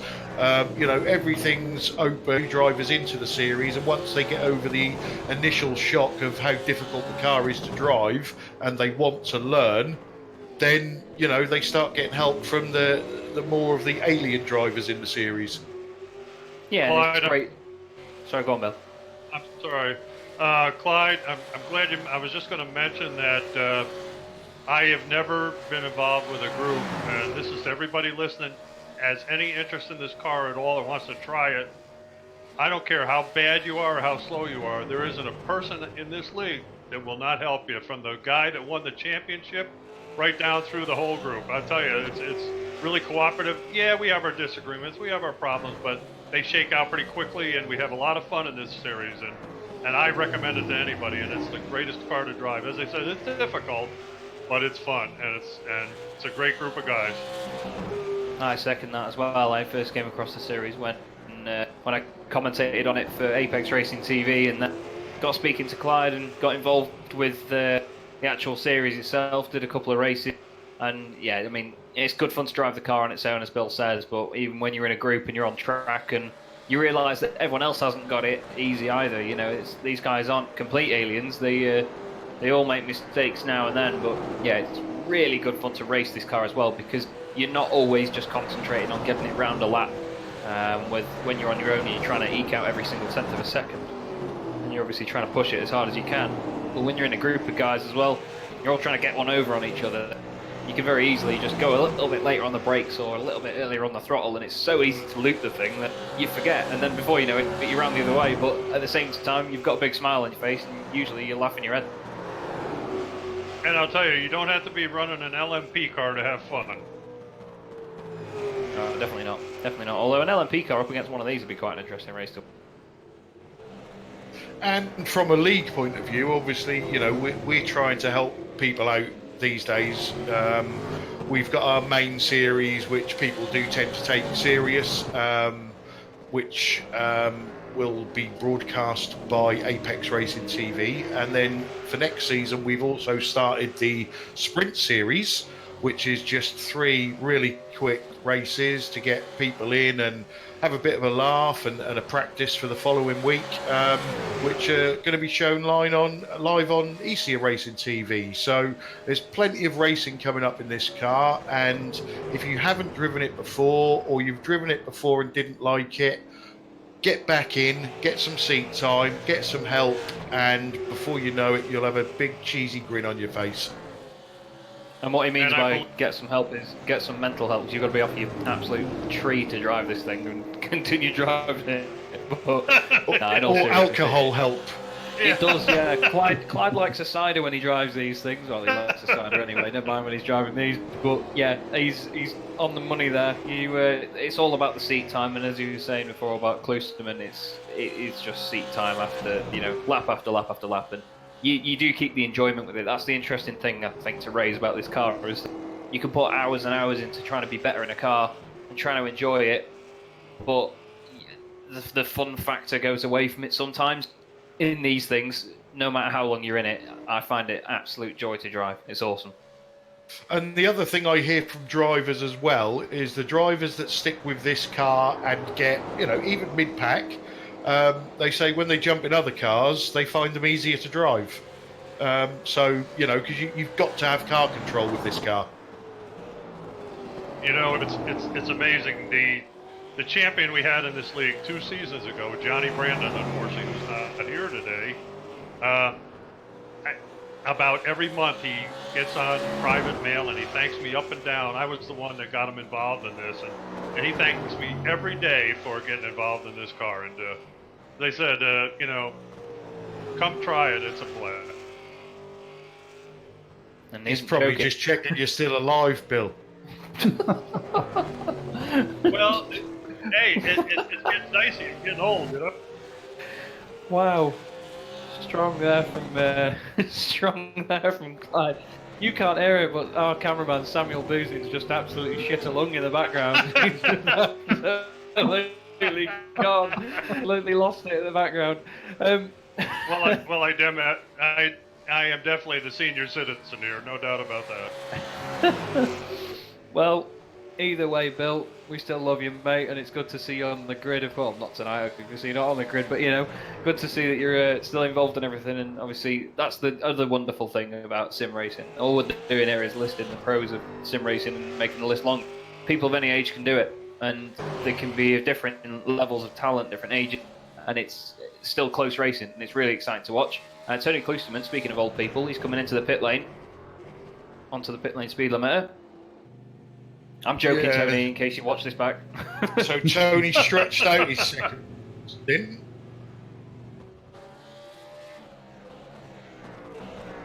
Comes into the pit lane now. Gradually down the pit lane, very slowly. It seems like a really long pit lane here, to be fair, when you bring it in and finally get it stopped as his teammate, Chris Jackson, is going past him. Let's just have a quick look. Who was that in the other one? That was Anthony Woodward, who was a lap down. I thought that was Tanaka going through them for a second. Chris Jackson up to second place now in Lightning McQueen, missing the front left quarter panel. And here is Victor Tanaka going into the final corner, into Murray's. See where he comes out compared to Tony. Tony should drop off the jacks any second. Either that or he's going to make an idiot of me and not do that, which he's currently doing very well. There he goes. He's gone past. Yeah, he's got a big gap, and McKnight comes into the pit lane. So these guys now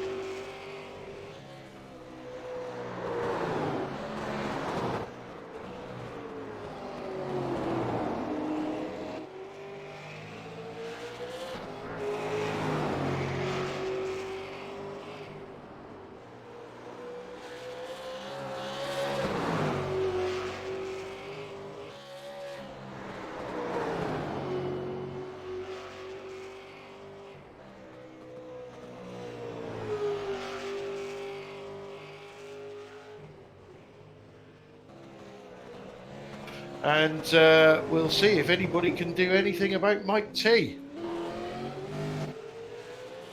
Just because I mean, I've driven this car for a long time, and back in the day when I was really used to it, I found it extremely hard to just jump back to another type of car. Let's take GT3 for instance. Simply because of the fact that those cars rely on downforce a lot, and V8 does not. And when you're so used to mechanical grip, I found it really hard to find the limit driving aero-based cars, you know. So I don't think driving this car it gives you control and yes, and you know, the ability to correct a slide or whatever. But I don't think it makes you faster in all the classes. Yeah, that's interesting, JP, because I say a few of the guys that I've spoke to have actually said, you know, dropping into a GT3 or a GTE, they find that the car control that they've had to have in the V8 has really helped them, you know, in other cars. I'm one of those people that I can't swap and change between cars because it just my mind is too old to comprehend the difference between different cars. But Mike T is pitting. I'll tell you another thing. Tony Clusum is turning pretty good lap times too in comparison to Mike at this point. He's over a second faster a lap, even though he's down in 4th place, and what is he, minute 12 beat.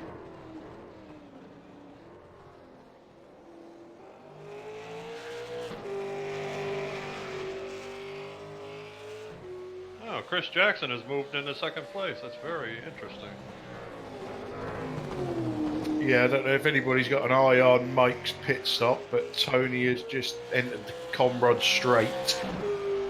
He's still in the pits.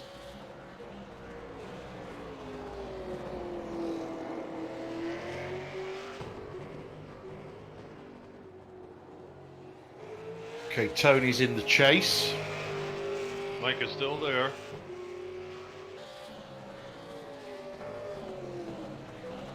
What's going on? He's there a long time. Tony's past the pit entry. Into Out of nose. the way. Alright, Mike's on the mountain straight and Tony's just coming out through Hell Corner. So it looks like that pit stop sequence there. I think Tony's gained a bit of time back on Mike.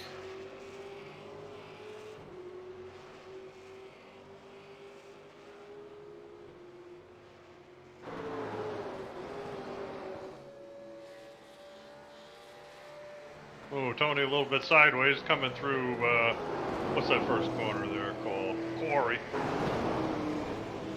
Yeah, we've still got 15 cars running.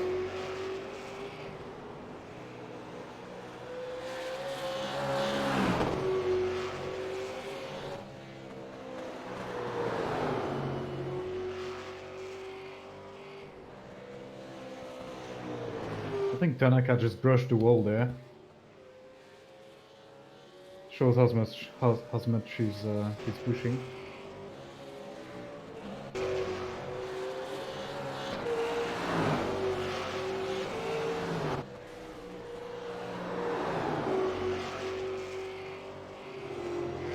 Mike T is so smooth over the mountain. Wow, does a great job.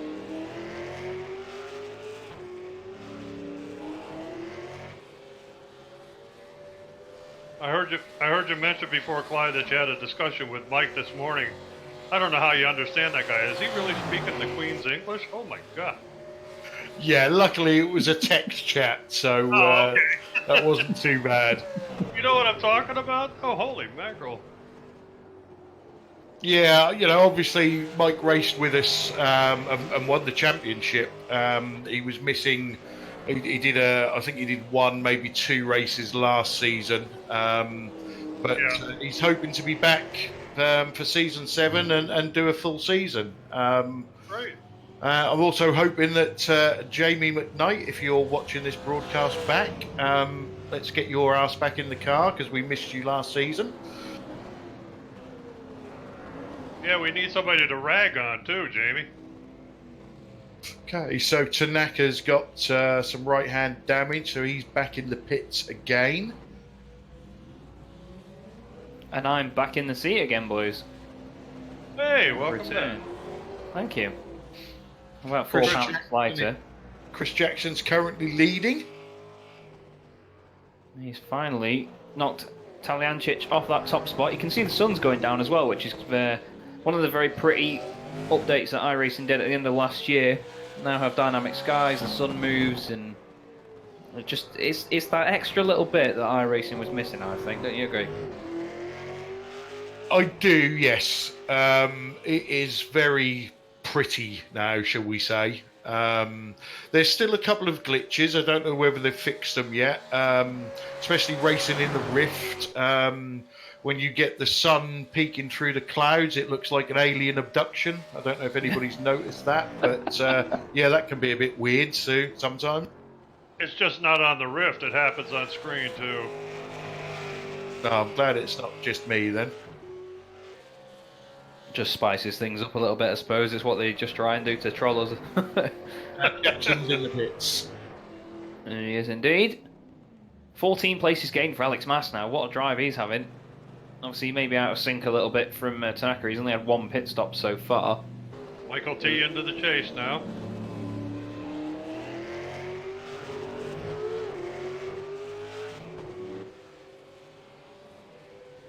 Entering Murray's. Jackson stopped in his box up on the jacks. Okay, he's on the front straight. Here he comes down the hill corner. That's Michael T, sorry. Car 777. Now I'm just having a closer look at Chris Jackson's paint. And he's got his son Logan's name all over his paint. Very well done, Chris. Yeah, that's a good point. Yeah, nice little touch there. It's always good to see little things like that within sim racing. He's back down to 3rd place. Still in the pit lane. Alex Mass in the pit lane as well behind him now. So that will show us just where he comes out. And Jackson's away. Yep. Oh, he's going to be really, really close here with Dave Jansen. Dave's on the right. Just in front. Very close. And of course, these boys might be slightly out of sync again, based on the pit stop situation, but Jansen's having a smashing drive so far, and it's very well deserved 12 places gained. Claire Mason, another one that's doing a brilliant job still. Yep, she's right behind Alex Bogatrov right now. Going down the Conrad Straight. That livery Interesting to watch this battle between Dave and Chris once Chris's tyre pressures come up. Yeah, definitely. Chris is a very fast driver, and that Holden looking very racy in the Lightning McQueen colour scheme. Yeah, Dave certainly knows how to make his car wide.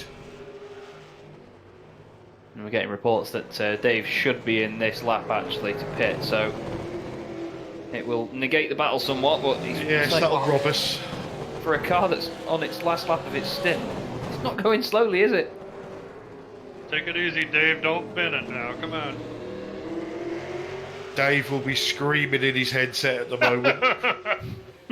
Yep. Of course, Clyde and I know Dave well. I can see the look on his face right now.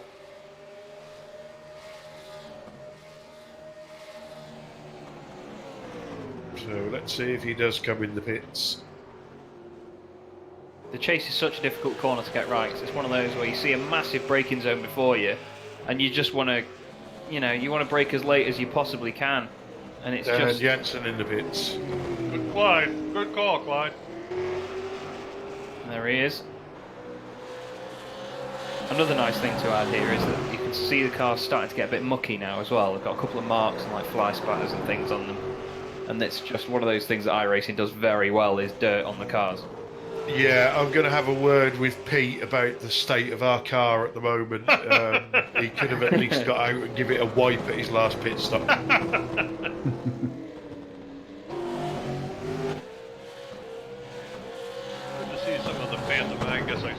story, but good to see some of the Phantom guys back out there. Yeah, definitely, I agree with you on that one. I'm glad I'm not out there because they're not hitting me out of the way this time. Hey! Well, we always greet newcomers like you, Chaz, when you show up, you know? That's true. I thought it was just because of the fact that I'm what they would call a pommy. That's how not Chris Jackson, Jimmy McKnight once described Nickel Foggy.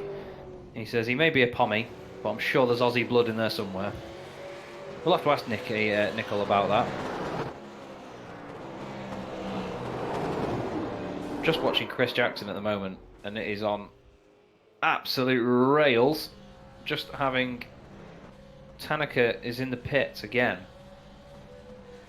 Oh, he's towed back to the pit lane. Yeah, he's crashed the car. Wow. Real shame for Victor. Let's have a look what he's done. Oh, he's clipped the wall on the inside of the cutting and rotated it. And wow, it jumped back to the pits incredibly quickly. The car hadn't even stopped and he was in the pit lane.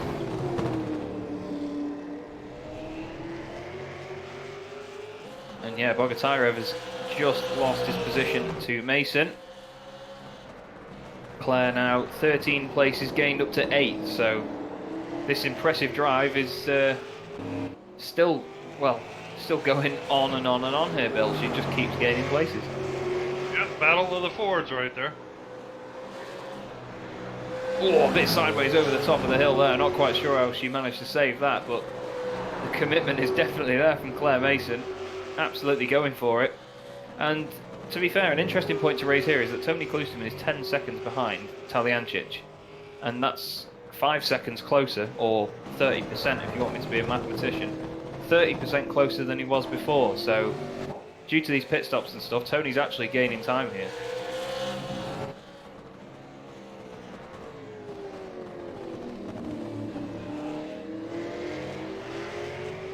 I think Tony may be biding his time a little bit. Still with over an hour to go, we still got plenty of racing left. Definitely. And there's no giving up from these guys. I mean, you've just got to push it all the way throughout the race, just in case the guy ahead makes a mistake. And from how close these guys are consistently getting to these walls, I'm really surprised there hasn't been more mistakes, to be honest with you. Real shame for Victor Tanaka. He's still in the pit lane at the moment. Andrew Hoffman, we've not really mentioned him much, to be fair. He's up to 13th now at the expense of Tanaka going back to the pit lane. He is 51 seconds behind Erling Boma and a minute ahead of Unneberg, so in terms of position it's turned into a bit of a lonely race for him, unfortunately, in the number 8 car. Yeah, Andrew's had a lot of hard luck since he's joined our league. He has a tendency to get involved in stuff that's not always his fault, but he strives.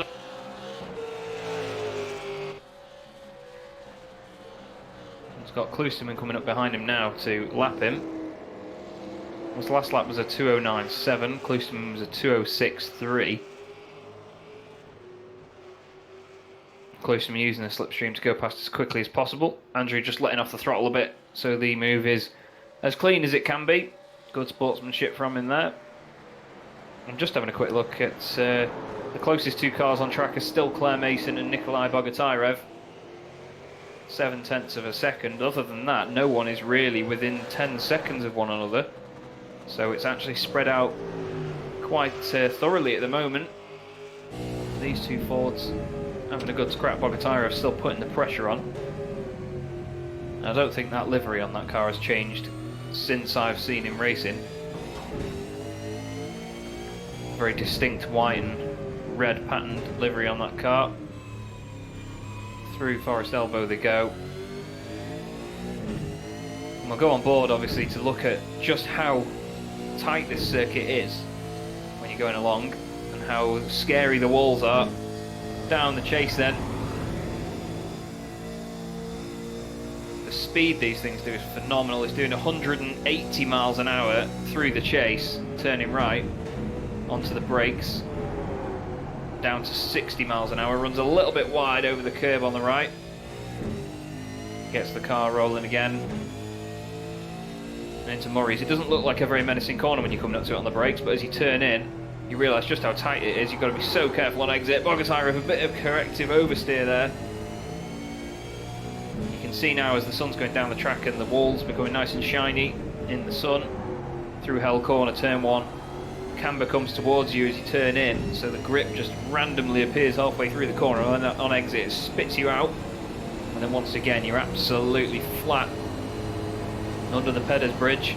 Over the crest of the car, especially these things, going light at the rear, so you've got to be careful on the power. And then onto the brakes. Nikolai giving it plenty of steering lock here, actually. It's a lot more than I'd give it. I'll tell you, that quarry turn they just went through is a slick son of a gun, let me tell you. It's very easy to lock up the rears going in, and very easy to... it's very easy to overdo it on the throttle on the way out. There's a couple of nasty bumps and crests around that bit just after the cutting as well, isn't there, Bill? Where you can got that right. Yeah, you got that right. It's such an I can't even think of the right word, but it's such a bouncy and bumpy surface. There's little lumps and bumps everywhere on this track. They're so close to the wall through McPhillamy Park. And then down towards Skyline, that nasty curve on the right can really chuck you out wide. Look at the commitment. Commitment from Bogatyra is unbelievable down there. Whoa, a little wide there. Yeah, scared the life out. He made it. I don't know how. I really don't know how he made that, because that was proper scary then. That could have got really, really fighting to do Forrest elbow. And then we watch him now as they go back down over the Conrod Straight. Wonderful scenes there as the sun is going down. The car's nice and lit up. Great to have an on board there. Thank you very much, Sam, our cameraman tonight. Samuel Boozin, doing a cracking job. And the fact they're doing 180 miles an hour through there, Clyde, is just, oh, Bogatyra overdoes it. He saved it, wow. Yeah, it was a hell of a save. But 180 mile an hour in what can only be described as a boat is just unbelievable. Yeah, exactly. A friend of mine on iRacing described these things as having the turning circle of a small moon. Yeah, really. He's not wrong, to be fair, at high speed. The problem is, it's when you're on the power and trying to get out of a corner. If you've got any sort of steering lock on, the thing wants to kill you. Yeah. And even down a straight, for example, if you're just going left or right or flicking it a slight bit, then yeah, mad. It's kind of like walking on eggs almost. Yeah, definitely. Yeah, that's how I felt today, that's for sure. Yeah. I forgot you were there then, JP. I do apologise. No worries, dude. How are you enjoying the race? What do you reckon so far? Well, I don't know. I'm seeing a lot of people doing an amazing job. Claire Mason, for instance, she was following me for a bit when I was still running. I see Dave is doing really good work. Where is he now? 7th. Let's have a look. He is 7th, 8 places gained from 15th. Bearing in mind he started in the pit lane as well, so smashing job. Yeah, exactly. So I've just had a scoot around Discord and had a word with some of the drivers. Spoke to Pete Bingham. Pete didn't really say a lot. He's in a daze because he's done so many laps without crashing. Jumped into Team Vikings with Erling and Ollie, and Ollie is basically melting inside his VR mask. Jumped into slow motion racing with Andrew and Claire, and I guess they're both really concentrating because I just said, is everything okay, and got yep, and that was it. Then jumped into the NQR chat. Victor's unexpected pit stop was he got a black flag, cut the chicane. I don't know where it was. Must have been somewhere in the mountain. Almost cleared it down Conrod Straight, but not quite, and got a black flag for it. Oh, that sucks. Chris is going good guns. Ant and Gary were very quiet, and Tony has kindly offered to do an in-car interview whenever we're ready. Oh my goodness, he's a brave boy, isn't he? That's a commentator's curse waiting to happen. We'll have to just call him names and just see what happens. But Yeah, they'll be good to have Tony in a couple of minutes' time if possible. Yeah, give me a shout when you want him and I'll drag him up. Well, let's wait till he's in a corner first. And then Let's make sure he's going over the mountain. Yeah, I was going to say, why don't we just wait till he's going down the Conrod straight, just getting into the chase.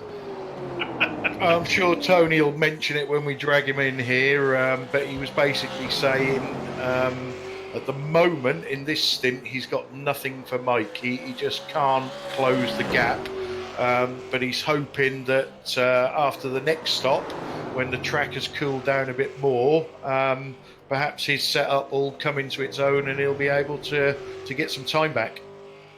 Well, fingers crossed it works for him. It'll be good to see the scrap for the lead close up a little bit. We may as well bring him in while we're on the subject, shall we? Yeah, let's do it. Just wait for his name to pop up on El Screeno.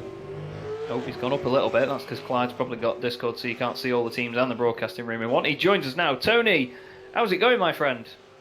Very well, Chaz. Going down the Conrod Straight at the moment. We've been watching the speeds down there. Some of the guys getting 180 mile an hour through the chase. It's just crazy speed here at Bathurst, isn't it? Yeah, 178 here right now. Interesting thing to do, actually. I mean, I'm not sure what you like talking and driving, Tony, but I'm going to guess that you're quite confident. Whether, Sam, whether you can pop on board with him and we can have an on-board lap with Mr. Clouston himself. There we go, he is on board now. So, Tony, if you'd like to describe this lap for us when you're not too busy locking up into the last corner. We'll try. Brake early here, turn in. Important to get a good exit. Michael drove a brilliant first stint and really pulled out a big gap. I don't know if I can match him for the next 30 laps or so. Important to get your braking right. Get a good exit. Squeeze the throttle.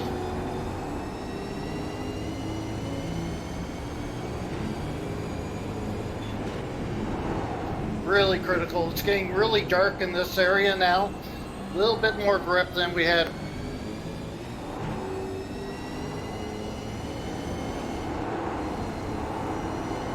Yeah, of course, that bit And of the this track. part here is always scary.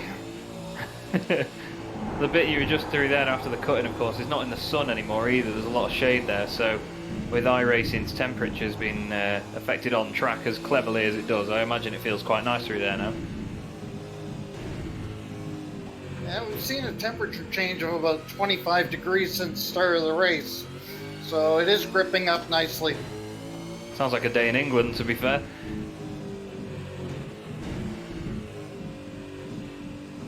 Most difficult corner in iRacing, I think. I can never get that right. What, Forest Elbow? Yes, sir. Yeah, even looks difficult as well. The car obviously wanting to understeer, one wheel coming off the ground as you turn in. It's not the easiest thing to do, as you say, but, well, I suppose it's nice that you get a break down these straights slightly.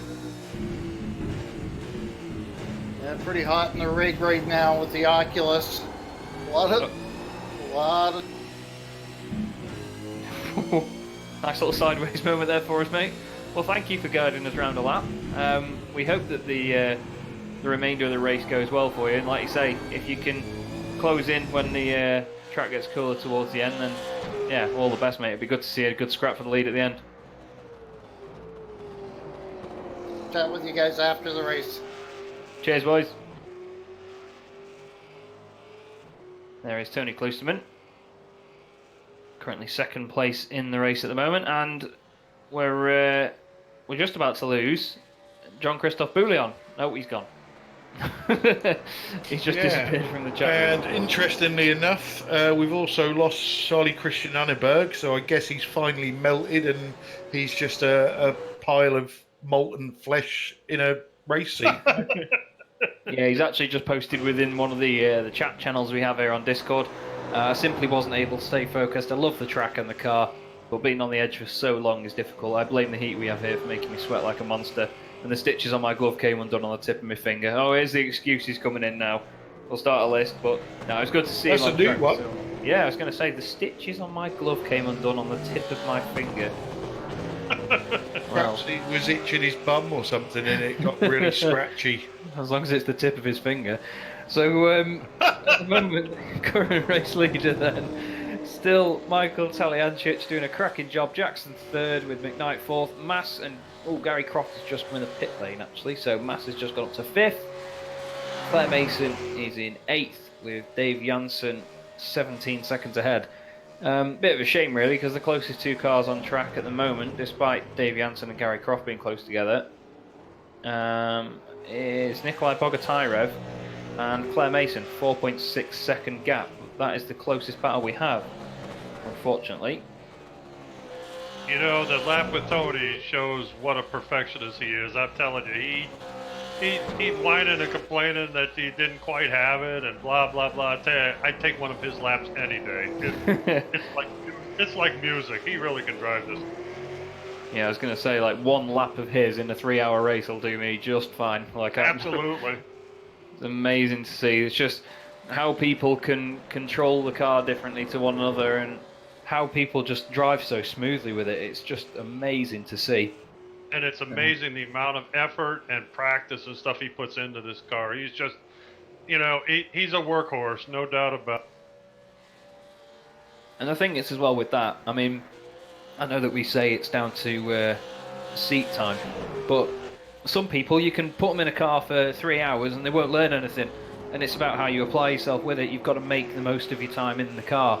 Absolutely. It makes you wonder about how people do it in real life as well, because obviously there is a bit more feeling in the car in real life. You know, you're actually in the physical object, but with what iRacing does very well, of course, to simulate the forces and the physics of it, there's only a limited amount you can get from feeling it through the wheel. So for Tony to put the amount of time in and get so much good info out of it to improve his times, and as you can see, make himself the incredibly quick driver that he is today, it just shows how good of a learning tool iRacing can be.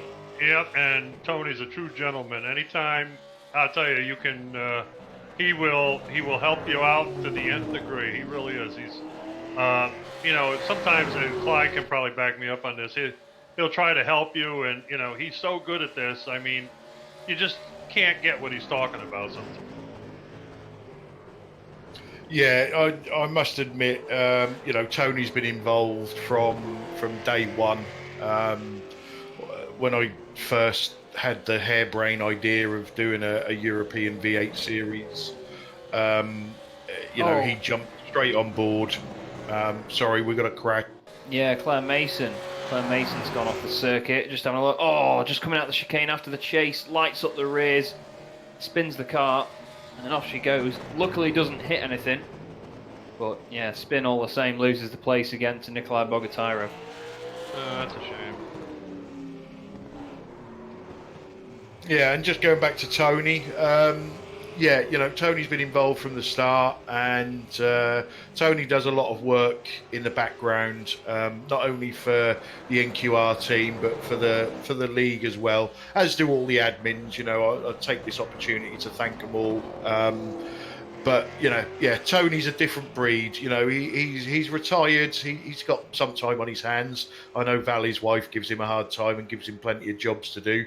But most of Tony's spare time is spent in the rig, you know, trying to just peel off tenths of seconds and little tweaks on setups, and you know, and helping other people out, you know, who are struggling with the car. Yeah, definitely, and that's again, it comes back to the community side of things with this championship as well. Is that there are really good communities on iRacing behind certain series, and you know, where people get to know one another and how they'll behave on track and how people race together. But when it comes to this series, it's probably the best that I've seen community-wise. And Tony is a shining example of one of those people that does help people out. And it's, you know, that's what it's all part of, really. It's all about growing that community and everyone getting to enjoy the hobby for what it is. And when you can help other people do that, it's a lovely thing to see from both angles, isn't it? Yeah, it certainly is. You know, we were saying before about, you know, the helpful people in the league, and this league is full of them. You know, not just Tony, but I know from my experience of trying to get faster and better in the car, Tony's just one of those guys that have got a lot of patience as well. and it helps, just doing laps with Tony. I recommend to anybody that's struggling in the car, send Tony a message, and he will jump on and he will help you no end. Yeah, I'd second that. Definitely. I mean, from the short time I've known Tony, he's a really lovely guy. And as you heard before, he's happy to give anyone his time, which is one of the most important things. You do get people, unfortunately, these days that, they have the talent, they have the ability, and they just choose not to give people the time, and it's a shame. But yeah, fortunately, we've not got any of that here. Everyone just has a really good laugh, and the racing's good as well. That's the key thing. It's not like everyone just gets on and there's accident after accident. The racing is still really good to watch, and of course to be part of it as well when you're on track, it's even more exciting. And of course, don't forget you can apply to the league. There are 2 leagues that will be going on. There's the Racetech V8 Supercars, and then there's the Racetech Supercars Sprint Series, is there not? Yep, that's correct. So they'll be on alternate Saturdays, and the sprint season. So whatever track we are visiting in the main series, we will visit the week before in the sprint series. So it's good rather than hot lap practice. It's good racecraft practice for those already in the league, or for those that want to see what the league is all about in a more relaxed environment with shorter races. Then come and join the sprint series. I'm sure you'll love it, and before you know it, you'll be in the main series. And then you might be mad enough to do something like this and jump in a 3-hour race. Yeah, there is always that. But, as you were saying about, the fun part of the community within this league, we do 2 seasons a year. So one of our seasons lasts for 5 months. The summer break, we tend to put on an endurance race or a team race or something like that. And then the Christmas break, as you know yourself, Chaz, we try and do something funny, unexpected, and, just have a laugh where, everybody comes together. Yeah, and it was amazing fun last time around the Christmas period. I mean, I don't think I've laughed on iRacing that hard in a while. First race of the night was a standard race, a sprint race around the Indianapolis Grand Prix circuit. That was then followed by a crazy dirt oval race in these cars, where you can so much just breathe on the throttle and the car's gone around. I think everyone just kept it in 6th, didn't they, and just gradually crept their way around. Third race of the night was at Charlotte Oval at night, which was probably one of the best races I've had on iRacing, to be fair. It was very close all throughout and a hell of a lot of fun to do. And then probably the highlight of the night was a quick set of heat races and a feature race around Phoenix Rallycross track, even with the jump in these things. And let me tell you, these things are hairy round Bathurst. They're hairier when it's a rallycross track. It was unbelievable to watch. And it was broadcasted as well by Apex Racing TV, so you can go back and watch that if you want to. And I did a video of it on my YouTube channel on Chaslington, if you want to have a look. Erling Bone, we're just getting reporters crashed. I'm just going to have a quick look back and see what he did. Yeah, and Victor Tanaka's out as well.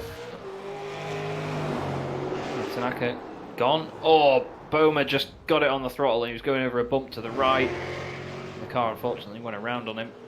Chris Jackson's just coming out of the pit lane in 4th place. Jamie McKnight now up to 3rd. And Tony's managed to get a second back on Mike. Yeah, it sort of opened up a little bit and then it's closed back up again. So it's going to be interesting to see whether Tony can keep that up in the long run, because it's, I mean, as he was making out as well before, it's not easy at all. He's really pushing and trying to catch up, and when you're in these cars and you are trying to catch someone, you're trying to get on the throttle a lot bit earlier, you're trying to brake a little bit later, that's when it's the key time not to spin it. But by pushing harder, you take the risk of spinning it. So, I mean, you've driven this car a lot as well, Bill. It's you've just got to really sort of think the long game, haven't you? Yeah, unfortunately, I'm not really good at that. When I get upset, I have a tendency to stand on the gas and the brake, and that'll get you in trouble. I think climbing into this car gets me in trouble, to be fair. It's just... Yeah, you just can't throw the... Whoa, Chris Jackson sideways. Man, he just came down through the dipper. I didn't think I'd see him again. I'll tell you, I'm impressed with his drive today. Usually he's had a few binnings from, in his normal, but he's really kept his cool. He's really done a great job. Yeah, he has. He's been consistent. McKnight has checked out since overtaking him and obviously gained a bit of time in the pit stops. Although, to be fair, Chris Jackson's last pit stop was 25 seconds and Jamie McKnight's was 12 seconds more than that, but Jamie's 12 seconds ahead. So it's interesting how that pans out, but that just reflects the on-track pace that these guys have, and how you can gain and lose time depending on right place, right time, I suppose. Yeah, and I'm guessing with these guys as well, they're somewhere around the final pit stop. Whether that one was slightly too early, I'm not sure. But with the temperatures cooling down, they're going to go faster, possibly burn some more fuel. So, are we going to see some guys run out of fuel at the end of the series? You never know. There is a possibility of it. I mean, depending on what Talyancic is going to do. He's probably fuel saving already, to be fair. He's probably not going to pit again, even though there's 54 minutes left. But yeah, I'm intrigued at some of these guys, in the middle of the top 10, like Jackson, Mass, Janssen especially. Dave Janssen's one to watch. I know Mass was trying to stretch his pit stops out. He's done 2 stops so far. All the guys around him have done 3. The only other car that's done 2 is actually Pete Bingham, and the 2 race leaders, Talyancic and Klusterman. They've both done 2 stops. So it's showing that the guys that have pitted less are actually doing all right at the moment. I mean, Pete Bingham, he's a plodder, as Clyde said, but he is still top 10. There are only, I think, there's 11 cars on the lead lap. Just checking, there's a total of 13 cars running. So there's 2 cars that are not on the lead lap at the moment. Oh no, I do apologise. I had it clicked on my timing screen, so they were on the same lap as Nikolai Bogatiro. The top 5 are on the lead lap. Dave Janssen has been lapped by the race leader, Michael Talyancic. Alex Mass is the next one up, so he is 8 seconds up the road from Janssen. Yeah, but Dave's doing all right for somebody that hates the car. Yeah, really. Yeah.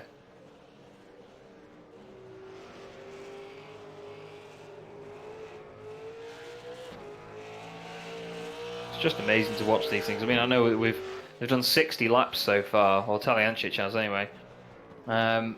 It's just mad to see how quickly these guys can get these cars around this track. I mean, I've done a lot of laps here in this car, and I never understood really what the fuss was all about. I was never a huge fan of Bathurst, but honestly, if you haven't tried it before, chuck this car around, chuck one of them about, and it's just you'll see what it's all about. It's just awesome fun.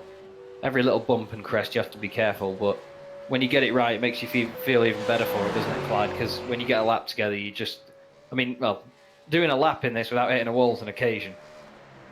This is, sorry, I'm just giggling at Pete. He's now got no wings on his car, but he's still going. This is just one of those, it's weird. On a normal track, you can think that you're going slow, but pop in a fast lap. But this track, you know whether you've done a fast lap or not. It's just got the feeling about it. It's strange, and it's why it's the only track that we have on our schedule every single season, because these cars were made for this track. Yeah, it's what they're developed around, isn't it? Really, I mean, it's the sort of the most famous circuit in Australia. I think, well, in my opinion, it's just a bit of it's a tough one, because you would have thought, if they want a car to be quick around there, then they'd develop it so there was loads of downforce and it was planted. But these things are far from that. It's probably the slippiest car on the iRacing service, in my opinion. Most definitely, it's the hardest car to drive. But this track, it's one of those that leading up to the race, you dread it because you think, oh shit, it's Bathurst, it's walls, I'm going to die, and all the rest of it. Then once you get into the race, it's absolutely fantastic, especially you know, when you're lapping and not hitting walls and you're getting it right, it Yeah. just grows on you. But it You get- also it's always there to bite you on the arse when you get something slightly wrong. There's no forgiveness in this track at all, It's like a woman, isn't it? apart from the nagging. Yeah, when you get it right, you get excited about it, and then you know it's always there to bite you on the arse if you get anything wrong. It's pretty sums up my relationship. Love you, Beth. So Pete Bingham, like you said, Clyde, no wings on his wagon at the moment, unfortunately. Gary Croft is still where he started with a very immaculate car. He's quite on his own at the moment, actually. He's got 17 seconds ahead and 31 seconds behind him, so he's not got a lot of... Andrew Hoffman's into the wall at Quarry. Oh, he is as well. You're not wrong. I think he'll be jumping back to the pits. He does. I'll have a quick check at how he managed that. Oh, it's quite a damaged car already, to be fair. He was missing his bonnet there. Hmm.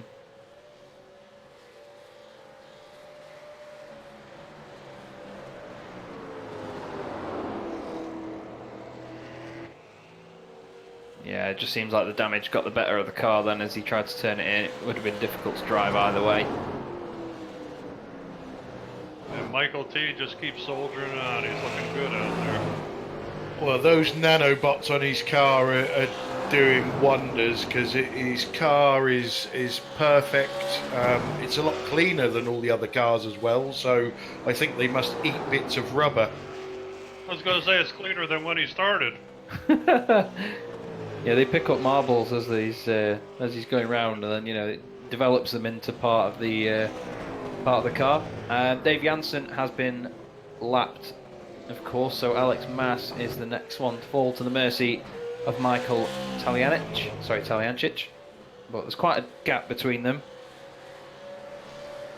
Yeah, it'd be interesting to see if Mike can drag some of his teammates into the series.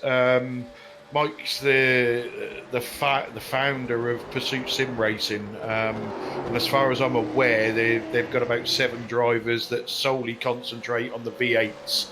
I would guess they're all sort of Australia, New Zealand, and our time frame doesn't exactly fit with those guys because it usually means getting up at silly o'clock in the morning. But you know, we do get our fair share of drivers from down under. You know, Gary Croft is there week in, week out.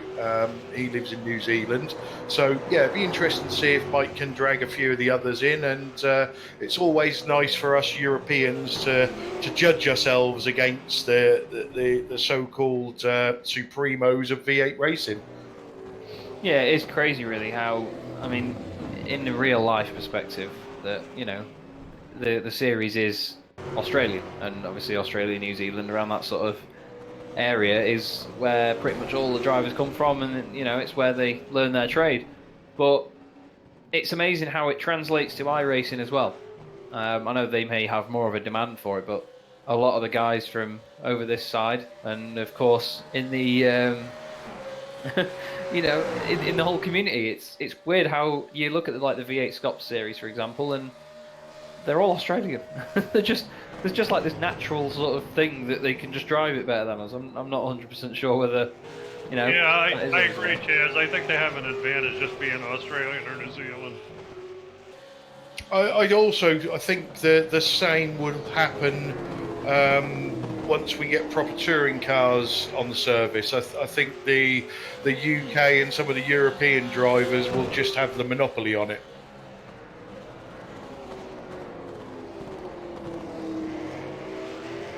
And sadly, some of the series in the States, real racing series in the States, could take a lesson both from supercars and from the BTCC, no doubt.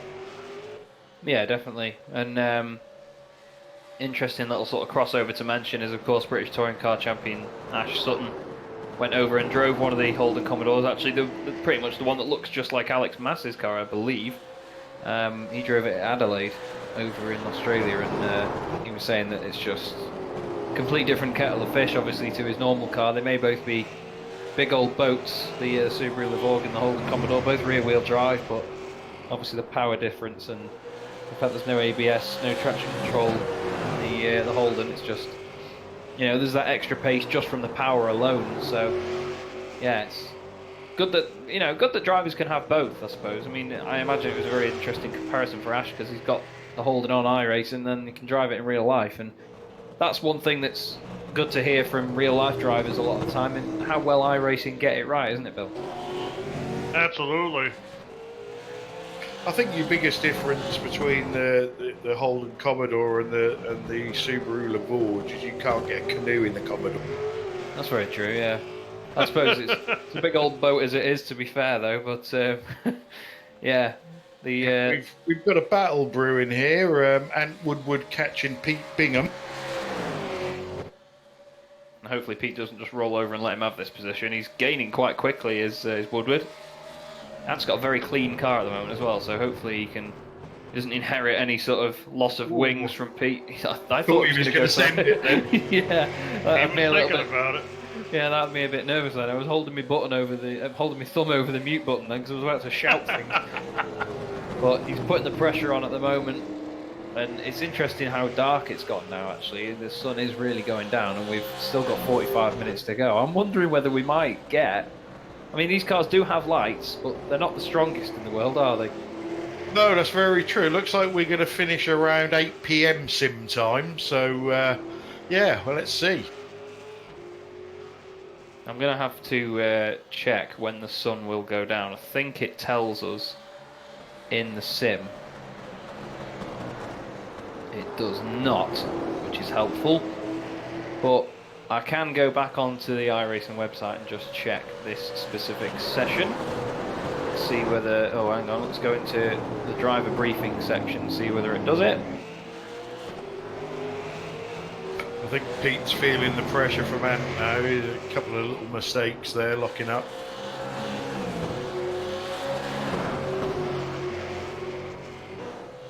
Yeah, it doesn't actually say. No, it doesn't say when the sunset or sunrise would have been, so unfortunately, there's no way of knowing right now. But we'll have to see. Because either way, it's going to be pretty damn dark when we finish, isn't it? Yeah, let me just go into a session and see if I can... Whoa! Ant almost lost it there. Okay, we've got sunset at 7:42. Where are you grabbing that from? Top secret, mate. If you're an amateur, that's your fault. We've killed Sam Boudin again. He's absolutely lost it in the camera. On the cameras, he's lost it. Oh God! Tell you what, Clyde, you made a twat of me. No, if you go into host a session, change it to Bathurst, change it to afternoon when we started, it tells you that sunrise is 5:52 a.m, sunset is 7:42 p.m. So we've got 20 minutes then. Pete's put it around. Right into the wall. It's the Pete Bingham stunt driving show, ladies and gentlemen. Through the final corner, 2 wheels, and he's put it in the wall. Luckily, Now he's doing a 12-point turn. In traditional British style. He's got Claire Mason 1 minute and 10 seconds behind, so... What has he done to my car? Oh wow, Clyde's gonna have to... You've got a big invoice on your way by the look of it, Clyde. Holy shit. I've never seen the front of a car that beat up. Bingham, you are sacked. Yeah, I think Bingham's going to be that beat up after this one by the sounds of it. But the thing is as well, if he wants to repair that car now, he's got to wait an entire lap. He's got to get it round.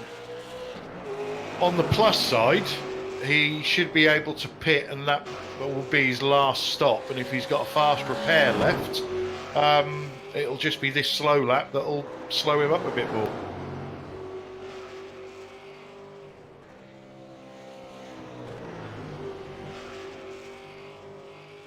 Chris Jackson is still looking clean. Yeah, he's managing to keep that car nice and clean so far, like you say. Alex Mass is in 4th, doing a great job. Dave Jansen 5th. Those boys are my drivers of the race so far. I couldn't choose between them, to be fair. Dave started from the pits. I think Alex Mas did as well, you know. Or I think he started on the grid, but just a bit further down. Just what a drive! It just shows the consistency, though, doesn't it? I mean, they've had a little incident or two each, but it's not been anything too major. Yeah, I'm just looking at Andrew Hoffman. I just flicked onto him and he was coming out of the pits with damage. Maybe he's not got any fast repairs left, because he has jumped to the pits a couple of times. I'm very surprised they let him out of the pits with that damage, unless that's just a glitch on my end. No, it's very beat up on my end as well. No bonnet, no front wings, just the bumper and the lights. Somehow clinging onto for dear life around there. The front end of that thing won't be behaving very well. No, let's see if he comes in the pits again. I think Klusterman has pitted. Yeah, Bingham's in. Yeah, Klusterman's now 1 minute and 23 seconds behind Taliancic. I'm glad you mentioned that, Chaz. I thought maybe I dozed off. He was down like 12 or 13 seconds. Now he's down 1.5 minutes. Taliancic into the pits now, actually. Yeah, and Bingham had a fast repair left, so that's good news for him. Bet you'll be happy with that.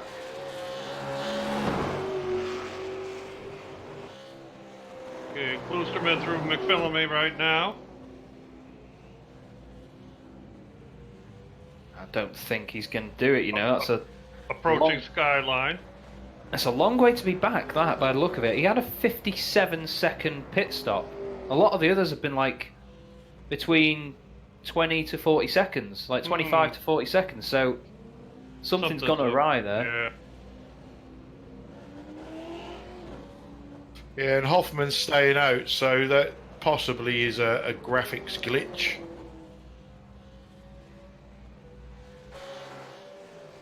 Taliancic is still in the pit lane. And he's away. Alright, Tony's just at the end of the Conrad straight right now, coming into the chase. Yeah, still a huge gap. Wow. I don't know what's happened there to Tony. I've got what we call an event viewer at this end that I can see on my timing screen just to see if either of them have gone off track.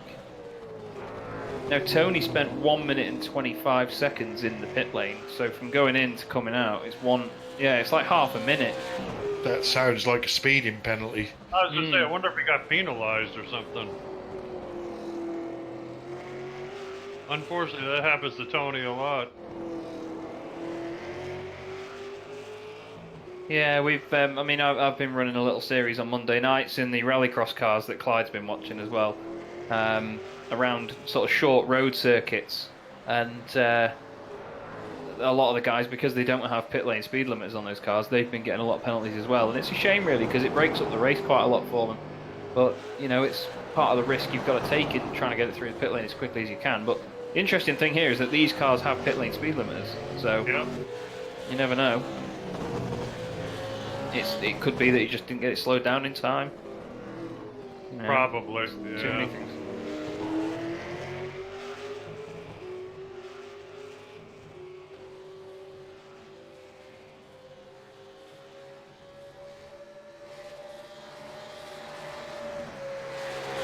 Really getting dark now. The sun is setting.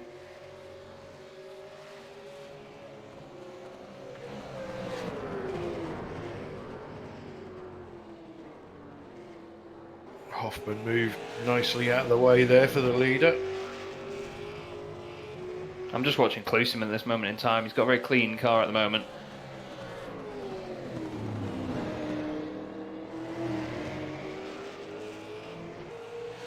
Yeah, it's a shame he got so far behind. That's a pretty big deficit to try to make up.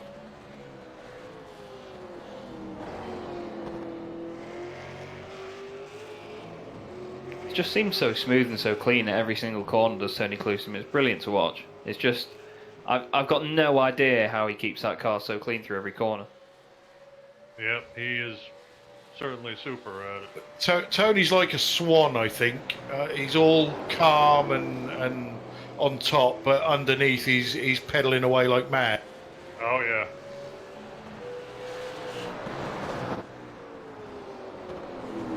And the lights have just come on the car, I believe.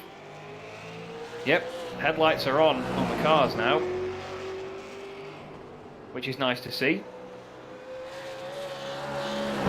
So we'll be getting some lovely lighting effects brought to us now. Alex Mass in the pit lane.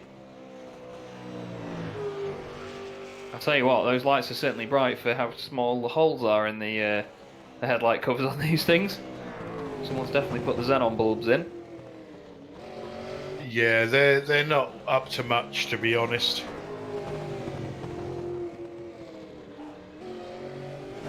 I remember when you lot decided that it was going to be a dead good idea to do the endurance race at Le Mans at night in these things.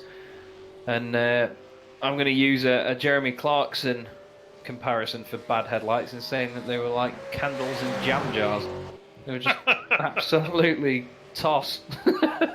You were going down the straight, and you were just thinking, "Oh, there's a chicane here somewhere," and then you've gone past it by the time that that you realised it was just horrific. You couldn't see the brake markers, you couldn't see other cars, you couldn't see anything. It was brilliant. I think you just need to man up, Chaz. Yeah, I probably have my screens too dark. You know what I'm like. But it adds a bit more drama to this race, of course. Gradually going under lights for the end of it. We've still got just over half an hour to go. 2 hours, 27 minutes of the race gone. It's been a pleasure doing this for you. I mean, it's great to work with you boys as well, of course. Really enjoyed it so far. Thanks Sam Boozin for doing such a cracking job on the cameras tonight as well. And obviously for hosting the broadcast on Easier Racing. Kudos to Sam, no doubt about that. Definitely. And you know, it's fantastic to watch such a high calibre of drivers. Fastest lap of the race, Taliancic. So he's flying, to say the least. 206.27 last time around. I was going to say he's definitely pushing at the moment. I don't know why, but he's had a few lockups and a few moments of understeer. So has he still got a mistake in him? Does that give Tony hope? Well, you never know. There's like, you know, there's drivers pushing to the edge and going over it. I mean, you were saying beforehand that Taliancic is such a careful driver all the time, and you know, the master of fuel saving. It makes me wonder whether it could just be one tiny little thing, like he clips the wall slightly, breaks the suspension, or clips the wall and, you know, then bounces off and hits another wall. There's so much unknown factor of will he make a mistake around Bathurst. Any other track, I could probably give you an answer. Round here, I don't know. What about you, Bill? No way, it's a crapshoot all the way around. If I was Mike, I've got a 30-second lead. There's about 15 laps to go. You know, he can afford to drop his speed by a minute and a half. A minute and a half. He can afford. My maths is awesome, isn't it? You know, he could afford. You had? Couple. He could afford to drop his lap speed by a second and a half a lap and still cross the finishing line with a healthy lead. But Clyde, don't you find sometimes, I'm not sure about Michael, but some drivers, you know, you do that and they kind of get out of their rhythm, and that's when they make a mistake. So you really wonder if he's afraid of doing it. Yeah, I think you've definitely got a valid point there, Bill. It's just, well, it's risk and reward. You know, does he keep pushing and risk crashing, or does he slow down and, like you say, risk getting out of his rhythm and crashing? It's a tough call. Well, I agree with you. I certainly think he should do his Zen fuel saving routine right now. Oh, he just scraped the. No damage though. A lot of sparks. That was it. You know, he's increasing his lead over Tony, so yeah. Come on, Mike, be sensible. He shouldn't have to do that. Doing a fine job at the moment. The car looking great as it goes darker and darker here at Bathurst. Chris Jackson third at the moment behind Tony Klusterman. Dave Janssen is coming into the pits now from fourth place. Bit of a dent on the front right corner of his car. We'll have to see whether he gets that repaired.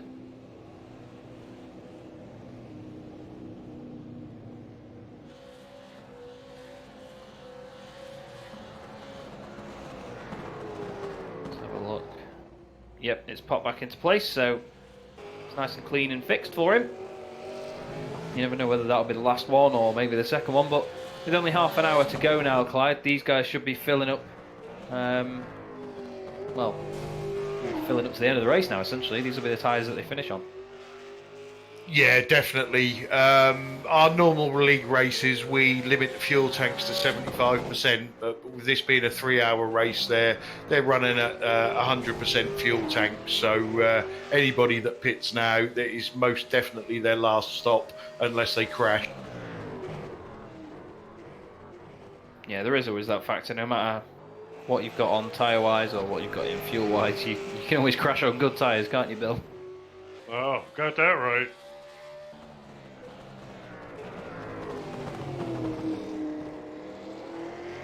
Mike T is still turning 206s. Looks pretty smooth, but like Clyde said, he's still going pretty darn fast. Chris Jackson did a faster lap than Tony Klusterman that time round. He's only 6 seconds behind Tony now as well. So he's not out of the running for a second place here if he keeps this up. Andrew Hoffman's off the road. I'm not sure where he is. All I can see is his car sitting in the field somewhere.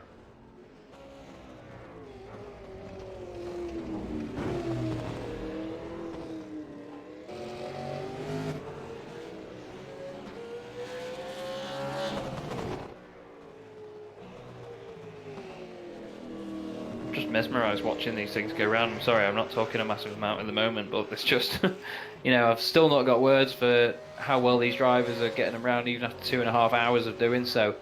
Like we were saying before, you get to a rhythm around Bathurst, but it's just mesmerising. And, you know, a lap is so long here that it does make these races seem longer than they are. But we're up to 71 laps at the moment for the top few guys. The top 6 cars are on the lead lap now. Gary Croft is 2 minutes down from Talyancic. Talyancic just coming into the last corner. Gary Croft just crossing the line, so not a massive amount of ground to gain for him. Well, it's been a stellar performance by Talyancic, hasn't it, really? Definitely. Chris Jackson just came through Forrest's elbow, missing 2 fenders, and for some reason they're back on there, so that must have been a great call.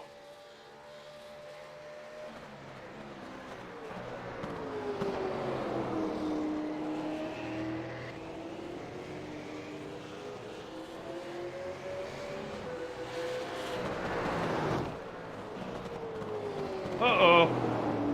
Alright, he's okay. Chris almost lost it at Murray. Pushing hard at the moment. He really is. Pushing a little too hard. He turned a 208 that time, which isn't going to have him catch Tony.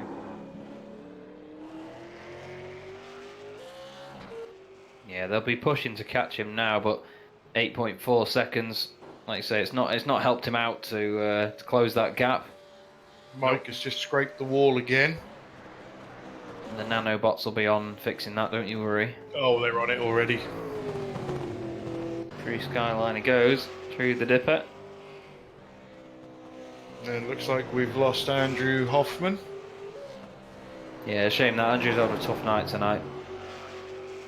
He's been really trying to get the car around and, you know, keep it going. That's the thing, it's so easy to lose it and give up straight away, but Andrew had a couple of incidents, a couple of knocks, and, you know, he kept going back out there though and pushing the car, but I think the damage might have just been a bit too much in the end, unfortunately. It was a shame to lose George McClay so early on, and obviously Ben Gillet as well. Those two were really looking feisty. But that's the nature of these races. And yeah, Michael's car really damaged down the right hand side at the moment by the look of it. So it's been a hefty whack. He's just coming on to start lap 73 now in the 777 car. Tony Cleaston 30 seconds back. Chris Jackson 8.5 seconds back from him. Then it's a minute to Jamie McKnight. So Jamie has not fully recovered from the sort of incident that put him out of sync with the others. Looks like Andrew Hoffman had a shifter problem. Ah, right, okay. That's not going to make life easy around here, definitely not.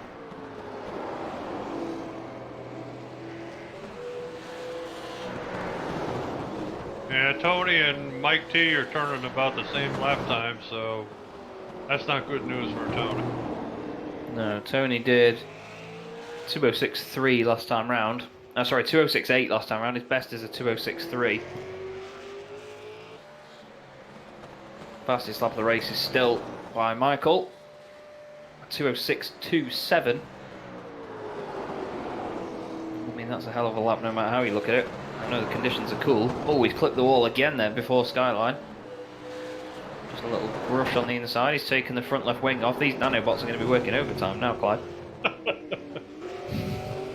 I think they're due a bonus after this race. I was going to say, yeah. They'll be working on saving fuel as well. Alex Mass is doing brilliantly. There's no other words for it, really. 5th at the moment. He's had 3 pit stops. Jamie McKnight ahead of him has had 4, but of course one of those was to repair some damage. But he's just been absolutely flying tonight. His best lap was a 207.0, so it's only 8/10 off the best lap of Michael Talianic. Sorry, I still can't get his name right after 2.5 bloody hours. Taliancic. And last time round he was only, let's have a check, 8/10 slower than him. So round a lap that's 2 minutes, that's not really that bad to be honest. So yeah, I think he's been my driver of the race to be honest with you, if not Taliancic, because of just how much he's dominated it. Yeah, he's definitely in a class by himself right at the moment. Nanobots have done their job. Yeah, they have. He's not joking, they actually have. I know it. Oh.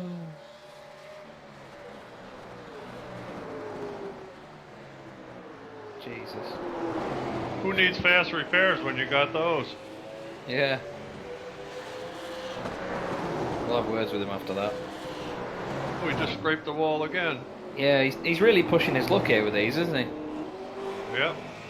Going into the cutting just before there. Great section of the track, that double right-hander, then you go over the crest, God, flipping yeah. left. When you get that right, it just feels fantastic. And McPhillamy Park, watching these Whoa. cars just on the limit through there. How he didn't hit the wall, I don't know. We had a few sparks out of McPhillamy Park from Mike T that time. On the absolute ragged edge at the moment. You wouldn't think he had a 30-second lead, would you, Clyde? No, I don't actually know. Like I said before, why he's not just easing off and bringing the car home. Because he's a show-off, that's why.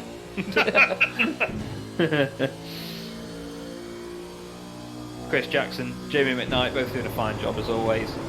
Being their usual consistent selves in 4th and 5th. McKnight has got Claire Mason behind him on track, but Claire is in 9th place at the moment. 1 minute 14 behind Bogatyrov, 15 seconds ahead of Anne Woodward, so she's in a bit of a lonely situation at the moment. Dave Janssen is 7th. He's also in one of those scenarios, 10 seconds back to Bogatyrov, 18 seconds ahead to Gary Croft. They are all pretty spread out at the moment, to be honest, but either way, it's just about how these guys manage themselves now, manage the cars, manage the tyres, and just bring them home, essentially. Just got to be oh so careful. And funnily enough, I mean, on my timing software, I'm not quite sure how correct it is. I don't think it completely ties into iRacing's, but apparently Claire Mason has the most incident points from what I can see at the moment, but I don't believe that for a second. Nah, I doubt that. And Nikolai Bogatyrov is having the most incidents according to cameraman Samuel Boozin. As all, apparently Erling Bomer, has had an incident of sorts. Not quite sure where he's done it. Oh, he's just stopped. He's just had a little spin on the exit of the chicane after the chase that I don't know the name of. So he's got going again. He's not hit anything. Race leader is currently catching up to the back of Gary Croft in the NQR Ford Falcon. Hopefully Gary's going to make this nice and easy for him, although he's got to be thinking about the fact that his teammate is chasing him down. I think he'll get by him pretty easily. Yeah, it'd be silly of Gary not to make it easy, to be fair. He's got 17 seconds over Dave Janssen behind him as well. Doesn't seem to be yielding. Oh, there goes. Michael's looking. Yeah, he's just let off the throttle slightly as he came past there. Nicely done by Gary Croft. He doesn't lose too much time out of it either. Good man, Gary. So race leader, life is still just nice and easy for him at the moment. Now in that situation, Clyde and I would have been rolling chicanes. We wouldn't have let him through that easily. I would have thought you'd just say rolling, not just rolling chicanes. Rolling over completely and, you know, massive accident. Make it look good on camera, boys. That's all that matters. That's a little drastic, but maybe. Gary now is going to want to sit behind Michael and study how he does it, and hopefully gain some time on Alex Mass. I could be wrong, but both of them guys, I believe, are Kiwis. I think Mike might be a Kiwi living in Australia. I know Gary's a Kiwi, which is quite rare as well, a Kiwi living in New Zealand, because most of them have moved away and live in other countries. Yeah, I've always found that, to be fair. You're not wrong, actually. You hit the nail on the head there. I know a couple of Kiwis, like 2 or 3 of them, and none of them live there. It's like, they're from there, but they don't stay there. I don't know why, because New Zealand seems to be a lovely place, but... I put the exact same question to David Black from Racetech last weekend, and because it's a broadcast and we're being politically correct, I won't give the answer, but there is an answer for it. I'll ask you that afterwards, Clyde, don't worry. Claire Mason just spun in Forest Elbow, but luckily did not put it in the wall. The car just came to a gentle stop, and she's managed to continue on her way without any sort of major incident, so good to see that. She should get an award for that. That's about impossible to do in that section. Yeah. Oh! Apparently Tony Klusterman and Nikolai Bogatyrev have come together. They have! Into Skyline. Nikolai Bogatyrev, literally doing what we were saying before about rolling. He's lost it into Skyline on the brakes, and then Tony's clipped him on the brakes, and Nikolai's gone rolling down the road in a very big accident. Tony's moving, but he's damaged. That's a real shame for Klusterman. He's doing so well in chasing Michael, but that's just how it can happen in these events. Bogatyrev just went flying after the contact. He went rolling down the road. Wow. But it was just that tricky section out of McPhillamy Park and that big chicane I mentioned earlier that can, you know, it can really bite you. The car can bottom out, go over to the right. I mean, there's footage of me being in a Ferrari through there in the World GT Championship, and the car just goes straight on, jumps in the air, and off it goes. But yeah, that was a real shame for Tony there. Nikolai's having lots of issues still. The car is completely ruined. And of course, Chris Jackson is going by. He's now in second place. Yeah, Chris is having a corker of a race at the moment. He'll be happy with that. Tony didn't even stop. He's just soldiering on. Yeah, he's managing. A little less than 15 minutes to go. Yeah, Tony's got, what, about 50 seconds to Jamie McKnight, so let's see. If Tony's still got the speed, then it's worth staying out, but I'm wondering whether he'll regret that and miss out on the podium. He's doing 147 into Quarry.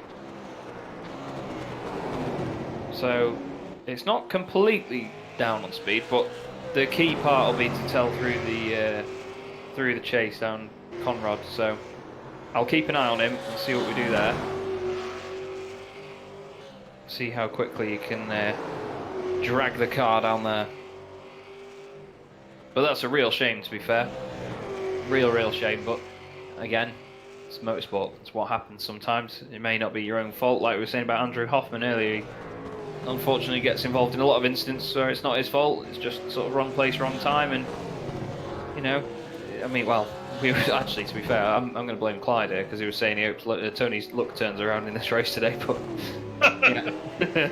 That's come back. It certainly hasn't, has it? That's come back to bite been on like the that all year. So, but you know, Chris Jackson up into second, and he deserves it because I can't see the incident points, but I bet Chris is right up there with the least amount of incident point. We'll wait for Mr. Boozin to confirm, hopefully. Yeah, he is. Okay, brilliant. Well, Clyde's got it right. 169 miles an hour for Tony Kloosterman through the chase. Down a little bit. Down about 10, 11 mile an hour, maybe. Yeah, exactly. It's not Actually, I can see the incident points now. Chris has got 2. Wow. Amazing. How? That's crazy. I'll bet that's the least he's ever had. That's really terrific. Yeah. He normally gets 2 in every corner. Race leader's got 3. Gary Croft has got 3. Jamie McKnight is on 5. Let's name and shame. Nikolai Bogotyrev, take a bow, son. 24 incident points. Whoa! Over a 3-hour race, though. I suppose that's not too bad. Nearly 9 I think he hours. probably got 12 of them in that last accident. Yeah, to be fair, 1 for every time the car hit the ground. Well, Clyde, you should be happy with Peter, though. He missed that incident with Tony and Bogatrov. So. Yeah, he's still got 17 incidents though, so that's 17 grand he owes me. And then you've got to think about the damage on the front of the car from earlier. What'd you do? Tell him we were out of spares or something, or what? Yeah, I need to tap Mike T up about this nanotech. Yeah. Maybe the Racetech boys can get on this as well. They have to get David in on it. You got a tear in your seat? Don't worry. Talyancic is on his way down with his nanotechnology.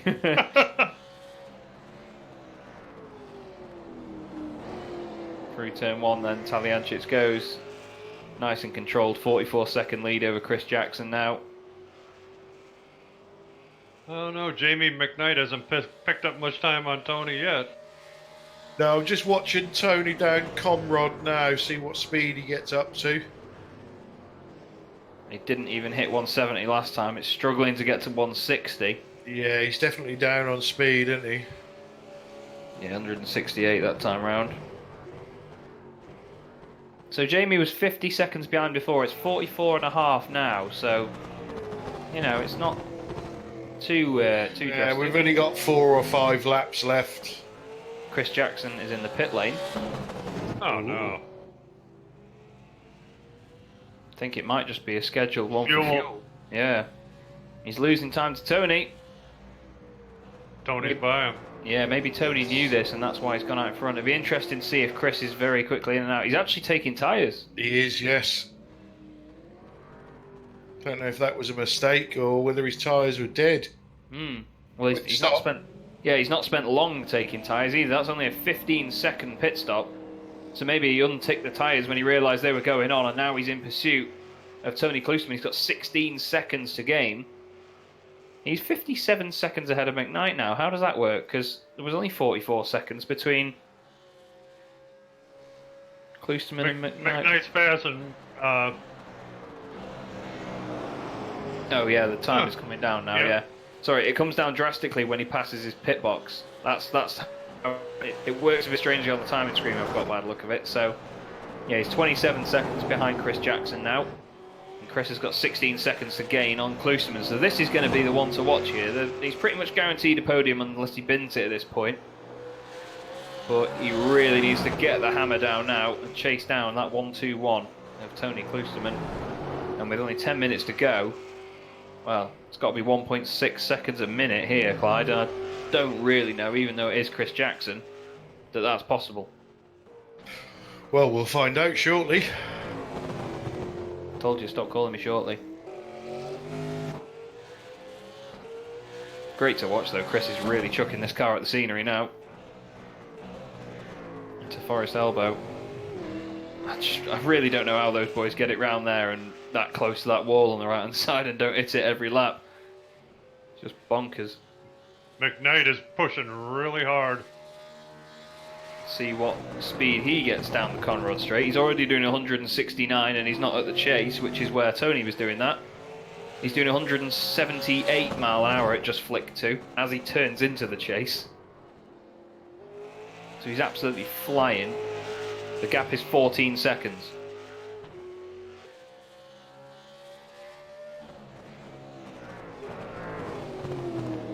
Into the final corner he goes. Across the line he goes.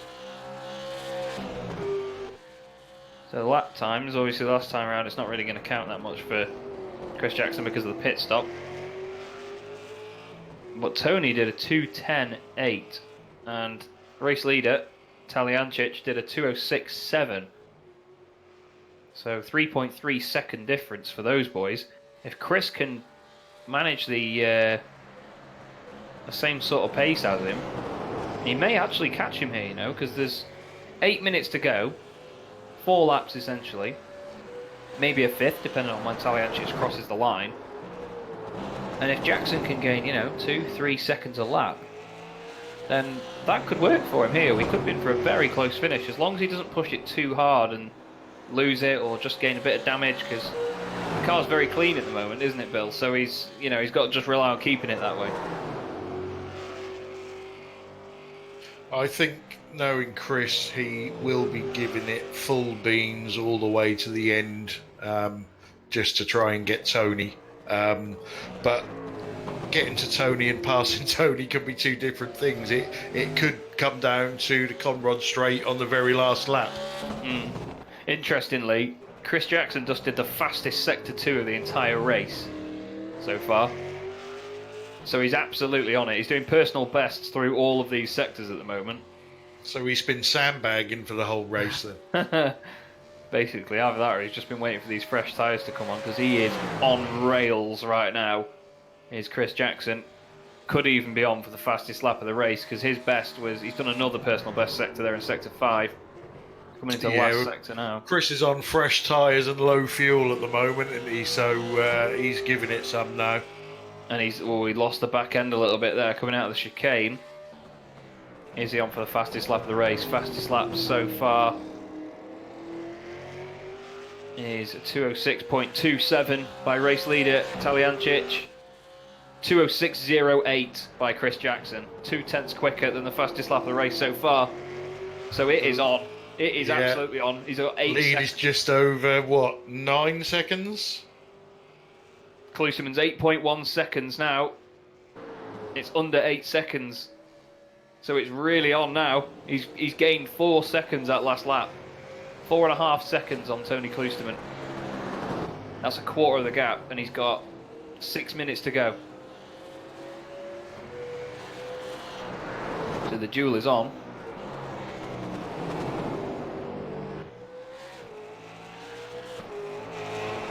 I'm just wondering, Sam, whether we can pop on board with him and just see how it looks from his view. See the absolute mayhem that is the onboard view of Chris Jackson.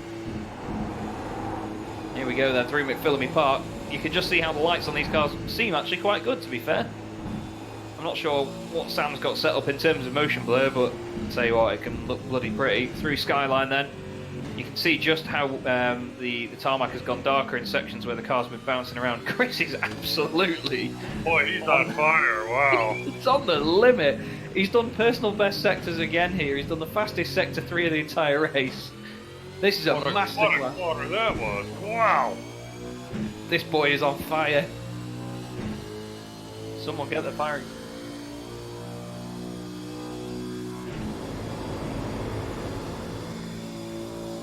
He is flying. Oh, he can see Tony up ahead now. Yep. He's got visual contact now. He's in the radar. Through the left, through the right. He's done that a lot quicker than he did on the last lap. Nice bit of corrective oversteer. Oh, he's closing in on Tony quick. I'm getting really All right, excited easy now. boy, easy through this. Nice job. Beautiful. See what lap that was. That's going to be a corker. Is it going to be a 2:05 from Chris Jackson? It's a 2:06.06 again. So it's a 0:58 this time. So that was, I think it was just a bit slower. Let me just check to the 1,000. Yeah, it was. Last time was a 2:06.080. That's a 2:06.058. So he's done another fastest lap of the race. It may only be a couple of thousandths, but this boy is on it, really on it right now. And he's 3.9 seconds behind Tony Kloosterman. He's the man on a mission, Clyde.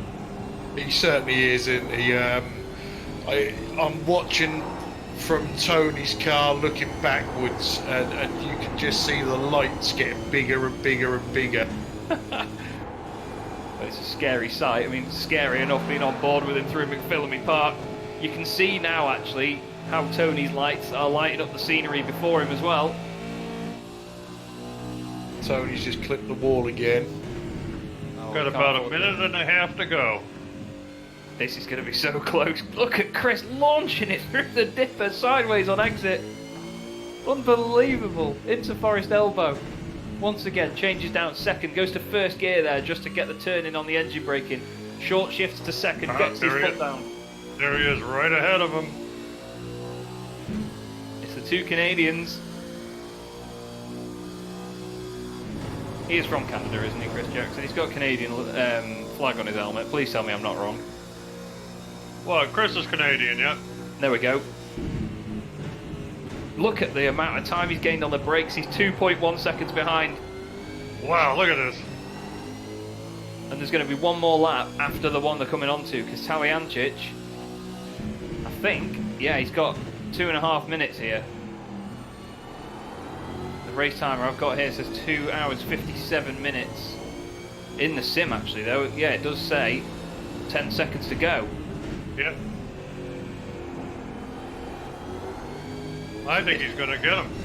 This may mean that Talyancic is going to win the race this time round.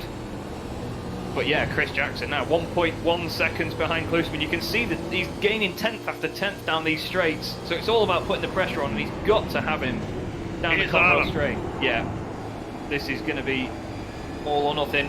We'll take a quick look at Talyancic, because I believe... Oh, there's going to be one more lap. Getting news from Boozin, Sam himself. Ah, okay. So yeah, it's I've got a timer on my live timing software here that's telling me it's 2 hours 58 and 30 seconds. So there is a minute and a half left. I think what the sim has done is actually it counts in the time that the guy spent gridding, and that was about a minute. So we should be all right. Don't crowd him. Don't crowd him, Chris. You can get him on the straight. I'm hoping we're still on board with Chris. I'll get Sam to give me the nod. We are still on board. Still chasing Kloosman. We'll stay on until this comes of, well, what it will be. This is going to be the Forest Elbow. Here it goes. Oh, there's a slow car in front of them as well. Oh, look at the speed difference. There Okay, goes Chris pulled Jackson. out. Yep. There's a slow car in front of him there. He's going to have to get out of the way. Oh, Chris is all right though. He's safe. It's Gary Croft. Look at the speed down there from Jackson. 180 miles an hour through the chase. Chris Jackson takes second place from Kloosterman. Well, Tony did risk it though, didn't he, Clyde, by staying out with the damage? Yeah, to be honest though, I don't think it made much difference. I think if Tony had a pitted, I think Chris would have done him while he was in the pits anyway. Yeah, it was good for him to at least put the battle on track rather than just make it about a pit stop, which is nice. It's obviously good for us to watch as well. It's always interesting to see. But Talyancic though, into Forest Elbow for what is going to be the final time. The timer goes to 3 hours now. And this is now officially the final lap. And I'm pretty sure cameraman Sam Boozin has just let out a sigh of relief. Maybe 3 hours. Thank you very much, Sam. He's agreeing with me, but you can't hear him. So, into the chase for the final time. Talyancic, into the left, doesn't take any curb. Into the right, tiny bit of curb. Nice and control on the exit. And into Murray's for the final time. And after 84 laps, 3 hours of Mount Panorama, Michael Talyancic takes the Racetech V8 Supercars 3 hours of Bathurst. Very well-deserved victory. There's not really much else to say, is there? Well done, Michael T. And is he going to be about next season, Clyde? Are we going to He's see hoping more? to, yes. He had a season off from us last season, but I had a conversation with him a couple of weeks ago, and he's hoping to be back. That should be good to see him racing in the other series. Chris Jackson lighting up the rears at the moment at Forest Elbow. He's going to be excited to take second place. What a race it's been for him from 5th on the grid. He's done an awesome job. Talyancic currently doing some burnouts and donuts. I've got something that keeps telling me he's entering and exiting the pit lane because of he's going across the pit lane line on the exit. Well, into the left-hander for the final time is Chris Jackson. Through the right, keeps it under control, not too early on the throttle. And well, boys, it's been a very, very well-controlled race by Chris. He's just done everything he needed to do, and those last few laps were amazing to watch. That's for sure. Gives Pete Bingham a bit of a run. Chris was certainly on it at the end. 7.5 seconds down, Tony Klusterman. He'll be happy to make the end of that one. It was a tough race for Tony, that. He really put everything in. And fair play to him for still securing the podium, of course, with the damage. Jamie McKnight is going to come home in 4th position here. Someone I'm quite interested to see cross the lines, Alex Mass, to be fair. He's done a brilliant job, gaining 13 places from 18th on the grid to eventually come home in 5th place. I think he's going to be one of the last cars to cross the line. And there he is then, 5th place for Alex Mass. He can be very happy with that. Did a great drive. Just ahead of him there, Jamie McKnight doing a burnout on the line as well. Loving life. Yeah, obviously Jamie will probably have to shoot off fairly quickly because he'll have some trains to announce. He's got some people to go and shout at. But what a race that was, boys. That was really enjoyable, wasn't it? It really was. It was excellent. Very exciting at the end. Shows you even after 3 hours, it can really come right down to the last lap. That was excellent. And what do you reckon, Clyde? It's obviously league sort of kingpin. How was that for you? Are you happy with that? I thoroughly enjoyed that, Chaz, to be fair. It's, Bathurst is brilliant. Yes, we would have liked some more drivers, but I think the drivers we had put on a hell of a show. Mike Talyancic was in a class of his own. Chris Jackson was, fantastic to watch. And I think everybody that finished deserves a pat on the back. It takes something to do 3 hours around Bathurst, and I bet there's a lot of people melting at the moment. Well, what we'll do very quickly is just run down the order then that we have. Mike Talyancic takes the race win from Chris Jackson in 2nd place, Tony Klusterman rounding out your podium. And then we've got Jamie McKnight, Alex Mass, Dave Janssen, Gary Croft, Claire Mason, great drive up to 8th, Nikolai Bogotyrev, after that incident, still finishes 9th. Anthony Woodward is classified 10th, 2 laps down. He's then followed by Peter Bingham, Erling Bomer, Andrew Hoffman, Victor Tanaka. These guys all obviously quit. Well, I'll say quit. That's a bit of a harsh word to use. They retired due to damages and issues. Hoffman 21 laps down, Tanaka 37 laps down. Lunneberg as well, 15th, 37 laps down. Then Benjamin Bartelink, Luke Turpin, Jean-Philippe Boussalan, George McClay, Richard Warmingham, Ben Gillet, and Nistaran Correa with the shortest career we've seen in the V8 Supercars in quite a while. We've got. Can I just say I did that one earlier and you missed it? I realised as I went to say it, I do apologise. I just realised as I went to say it then that you tried that one earlier. We've got a couple of guys waiting in the interview room, so we should probably fly through a couple of quick interviews with those boys. Who do you want to go for first, Clyde? Oh, we've got to go for the race leader, the race winner, Mike Taliancic. Let me drag him in. It'd be good to get a word from him. Mike, good evening. It was fantastic to watch. First of all, let me just say well done on the amazing victory. We hope that obviously you can join the boys for the rest of the season, but how are you feeling after that one? I think, unfortunately, Mike has his mic muted. Oh. So we will drop him out and we will drag in Tony Kloosterman. I think I know what's going on. I think it's because you have to use push to talk in this channel or something. No, apparently we've muted him. Let's drag him back in. Let's drag him back in. Hang on. Wait there. I'm not sure whether... We're trying, Mike. Don't worry. There we go. How are we? Pretty good. Tired, to be honest. It's 5:10 in the morning where I... Jesus Christ, man. Go to bed. I bet you love that, though. That looked like a tough one, but still something enjoyable to do. Oh, yeah, it was a really enjoyable race, but it was very tiring. I'll say that much. I'm not surprised, but the pace was unbelievable tonight. We were very excited to see you pop it on pole at the end of the session. What were you thinking when you finally got that done? I was a bit relieved, to be honest. I did not want to be between Tony and Victor. It would have been a much harder race, I think, if I didn't get that pole. Yeah, we were talking beforehand about the fact that it may be a strategy game in terms of, sticking behind the car in front, trying to save fuel. On that subject, we noticed that your car seemed to repair itself a lot. Have you got some sort of nanotechnology patented on that thing? I would say it's my ping. It probably looks to you guys in the server like I'm hitting the wall a bit, but that would just be lag on my part. Oh, well, there we go. That's sorted. well, to be fair, mate, we'd probably better let you get to bed, to be honest, because if it's 5:30 in the morning there, mate, I'd rather you than me. Is there anyone who would give a shout out to before you go? I'd just like to thank my supporter MXTV. Thank you guys in the broadcast. That's probably a hard race to commentate, being that long and probably spread out.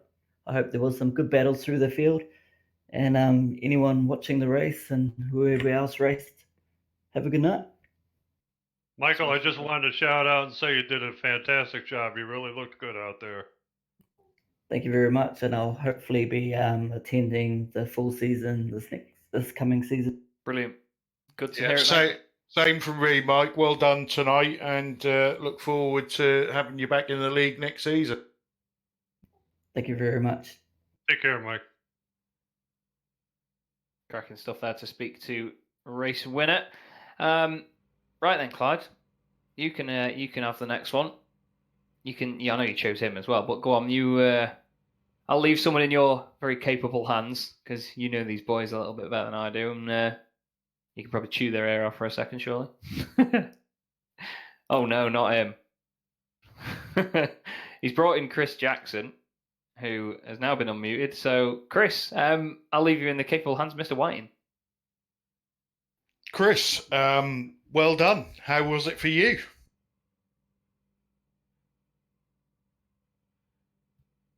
Speak, Chris. Earth to Chris. He's speechless. It's all that driving at the end. He's lost his voice. Chris, you there, matey? Can you hear me now? There we go. Yeah, we got... All right. Sorry, I was talking away, and I guess my mic was not working. So, Chris, congratulations on your second place. You managed to get Tony at the end there, where Tony had a lot of damage. 3 hours of Bathurst. How was it for you? I am sitting in a puddle. I cannot wait to have a shower. And yeah, that was something else. Mike was unbelievably fast. Same with Tony, Victor, Jamie, all very, very quick. So I got lucky. Hit a wall once, but got lucky in the end too. So unfortunate to Tony. Chris, I don't think you were lucky. You drove a hell of a race at the end. You were smooth the whole time. You did a great job, man. And I'm glad to hear that your pedals are working. Pedals are working. My left leg is buggered. I've never had to use 100 pounds or 50 kilos of force every time you brake. So I'll be limping for the rest of the day for sure. I love to see the scheme on your car with Logan's name on it. That was really cool. Yeah, hopefully he and my wife watch the broadcast. He's obsessed with Lightning McQueen. So a friend of mine said he would take care of the paint for me. So I was really happy. Yeah, it looked Good awesome. job. Like that. Looked really good. Just wanted to say, Chris, we went on board with you for those last few laps when you're chasing Tony, and I don't know how you do that, mate. But that was some incredible driving. That was absolutely on the ragged edge. Did it feel like that from your point of view as well, or were you pretty calm in there? I decided to go all for nothing. Tony said, if you do 206s, you should pass me. And I thought, you know what? 3 hours, let's put it all on the line. I had another fast repair if I needed it. So I went for it. So yeah, that was basically as fast as I could. Well, you were the only driver to get into the 205s from what I've got on my timing screen, so well done in that regard, because that was a hell of a lap. Before we let you go, mate, is there anyone you want to give a quick shout out to? Just the you guys broadcasters, the league, you guys do such an awesome job. So all the admins, everyone involved. My wife for letting me jump on Father's Day weekend, so I got a little bit of leniency today. So cheers to her, and thanks a lot, you guys. Brilliant stuff. Well, thank you for talking to us, mate, and hopefully we'll be speaking to you throughout the usual season. Sounds good. Take care, guys. Cheers. See you, Chris. Chris Jackson there, second place finisher in the end. What do you reckon then, Clyde? One more? No, I think we should do both of them. We'll do Tony Unlucky Kloosterman first. Yeah, let's go for it. And then we've got to get Pete in, because I think it's the first time he's ever finished a race. Here he is then, Tony Kloosterman. Tony, that was, I think tough is probably the word to say, is it? Yeah, it was a little messy there at the last bit, wasn't it? Yeah, we saw Bogatyrov had a moment, and then, well, as you know, obviously, as people might at home might not, but on the brakes, these things, if you really need to slam on, they're not the easiest things to get stopped, are they? Yeah, I kind of thought that maybe he'd try and stay out of the gas, but anyways, it is what it is, and I didn't get slowed down quick enough, and I just tried to warn everybody behind me to be careful there. So I waited for traffic to get by, and the car was very sad shape after that. And best I think I could do was about 3 seconds off normal pace, so a little disappointing. It was good to see that you stayed out, though, because, of course, it meant that the battle wasn't about something in a pit stop, for example. It was still on track, which was good. Yeah, Chris had great pace there at the very end. He was knocking like 3.5, 4 seconds a lap off of me. So, good for him. And, it's really my own fault. I got a speeding penalty going into the last pit stop. And if I hadn't have got that, I wouldn't have been in that position. Yeah, we guessed you'd got a penalty because your pit stop was longer than anybody else's. I'd like to talk to you about underpants. Now, where depends. I don't know what you wear, but your luck so far in 2019 has been, we're past the watershed, shit. I think you need a new pair of lucky pants. You're probably right there, Clyde. It's the first 6 months of this year have been what I would call a little bit difficult. But, we've got another half of the year to go and a new season coming up. So we're going to go into it with a positive attitude and see what happens. So, obviously, for the next season, we've got a lot of fast drivers in the series. You won season 1 and season 2. What do you think your chances are of getting your title back?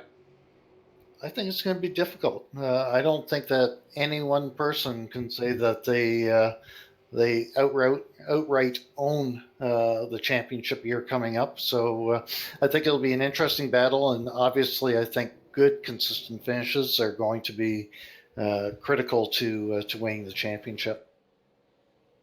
Yeah, fully agree. apart from the messy part at the end, your race seemed to be going really well.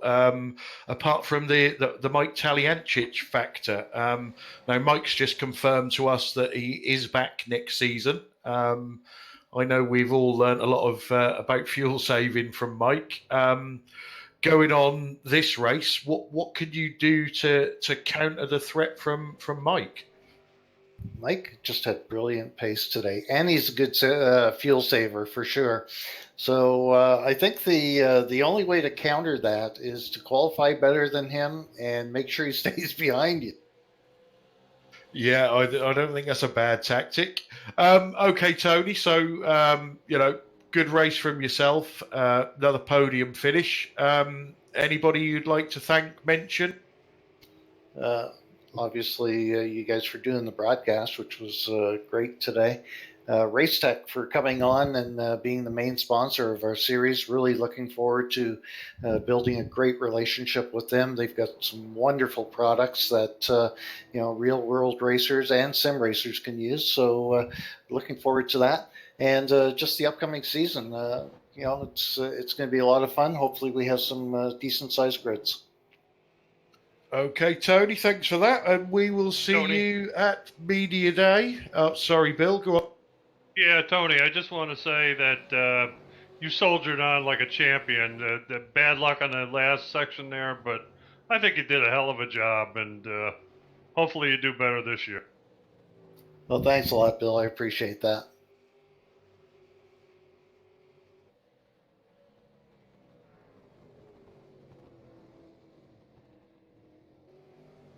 Okay, so that was Tony Kloosterman, and we have our last interview, which is Mr. Pete Bingham. Our teammate. Yeah, he's here now to probably get ripped to shreds. Good luck, Pete. Hello. Why am I talking in here? I'm the one at the back, aren't I? So we obviously, myself and Bill followed you quite closely in this race. First of all, I'd like to say well done for finishing. That was unexpected. How did the race go from your point of view?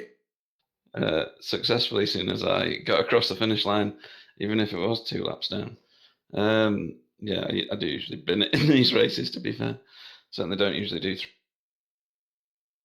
Well, you seem to have a few battles with people out there, and you had a very wide car as well. Not too many self-induced mistakes. So although you're happy that you finished, you must be happy with what went on in the race and probably your pace as well. Yeah, I had a couple of really annoying self-inflicted crashes. But I was generally trying to make sure that I got to the end, because a race like this, you can't just, well, if you've got the skill, you can, like Michael, for instance. I mean, that's just phenomenal what he did. But lacking the skill, you just got to take it easy and understand that some of those racers haven't raced with us before, so they won't know what I'm going to do. So trying to make it obvious, or trying to block obviously as well, where I can do. Yeah, well, like I say, I think you went really well. I was horrified a couple of times when I see the mess of the front of the car. No, I didn't get rid of the sponsors, did I? Sorry. You went 15 grand, by the way. Classic. But yeah, no, that was obviously a good race from you, Pete, and obviously thanks for showing up. Season 7 coming up for the V8 ESC. I know you didn't do many races last season, but I'm guessing you're back, and we obviously have the new team to run in. What are your expectations and hopes for next season? I just want to get back into the league properly. I've had a tough couple of years away from the computer. But everybody needs somebody to overtake, so I'm quite happy to fill that gap. Well, that's certainly one way of putting it. Anybody you'd like to thank before we go? Lots of people really in the race. So Dave Johnson for managing to get around me, even though I slid across the front of his car. It was classic. I don't know whether that was on the broadcast or anybody saw that, but I have no idea how they managed that. Racetech for sponsoring the next season. Big thanks to them, because this isn't a cheap thing to achieve. Doing a race league like this and broadcasting. And to you guys for broadcasting, thanks a lot. It's been a pleasure. Pete, I have to tell you, I think you did a phenomenal job finishing. I know you haven't been at the helm too much over the past year, and this is a tough track to come back and do 3 hours and finish. I think you did a great job. Cheers, Bill. Thanks for that. Cracking stuff. Well, thank you very much to Pete and all the other guys that we've interviewed. Just a quick one then to round up for tonight then. Bill, what are your final thoughts on today? Well, I was impressed with the competition. Michael T was in a league of his own, but there were all little races in and out through the whole 3 hours, and I was very impressed with all of them. And I think everybody did a great job, and I'm glad they all showed up. And I hope everybody out there enjoyed the broadcast. And it was a pleasure working with Chaz and Clyde, and of course Sam. Thanks a lot. No problem at all. What about you, Clyde? How did you find that? Yeah, absolutely brilliant. I'm impressed with myself for not using swear words. I'm impressed with Bill for not falling asleep. And I do believe only once. I do believe Chaz managed the whole 3 hours without going to get something to eat. So that was another bonus. I'm sorry, Clyde. You're wrong. Yeah, I thought I would. So if I was wrong, then I might as well be wrong totally and say fuck it. Brilliant. Thanks to all the guys that showed up. Thanks to you guys for being in the booth with me, and Sam for putting on the broadcast and doing the cameras. Just to echo what like Tony said, and Pete, Racetech are on board with us next season. So it's going to be phenomenal. Anybody that watches the broadcast that wants to join the league, www.v8esc.com. That's where you need to go, or send me a message on iRacing or any other way you can get hold of me, and we'll get you in the league. We start again in 2 weeks with Media Day, which is, a shakedown, get back in the car and get people used to it. And, it's going to be a phenomenal season coming up. So get clicking, get joining, and let's do it. Yeah, definitely, and I'm with you on that, Clive. It's been an absolute pleasure working with you boys. Thanks very much to Sam, of course, from ECA Racing for making this broadcast possible tonight. Thank you, Clyde, for organising the series. Bill, fantastic to work with you, mate, as well. Good to have you in the booth with us. I can't even speak English, so, stuff me, right? It's been really good fun to do, boys. The racing's been fantastic. Well done to all of the drivers tonight. Well done to the race winner, of course, and everyone involved. It's been awesome to do. Absolute pleasure. Really grateful for it. And, of course, the season starts on the 29th of June, was it, Clyde? Certainly is. It is. I got something right. Get in. Right. So, thank you from me and the boys. It's been a pleasure. We hope you've enjoyed watching it. And you can catch the series on the 29th of June when it all kicks off. Have a great evening.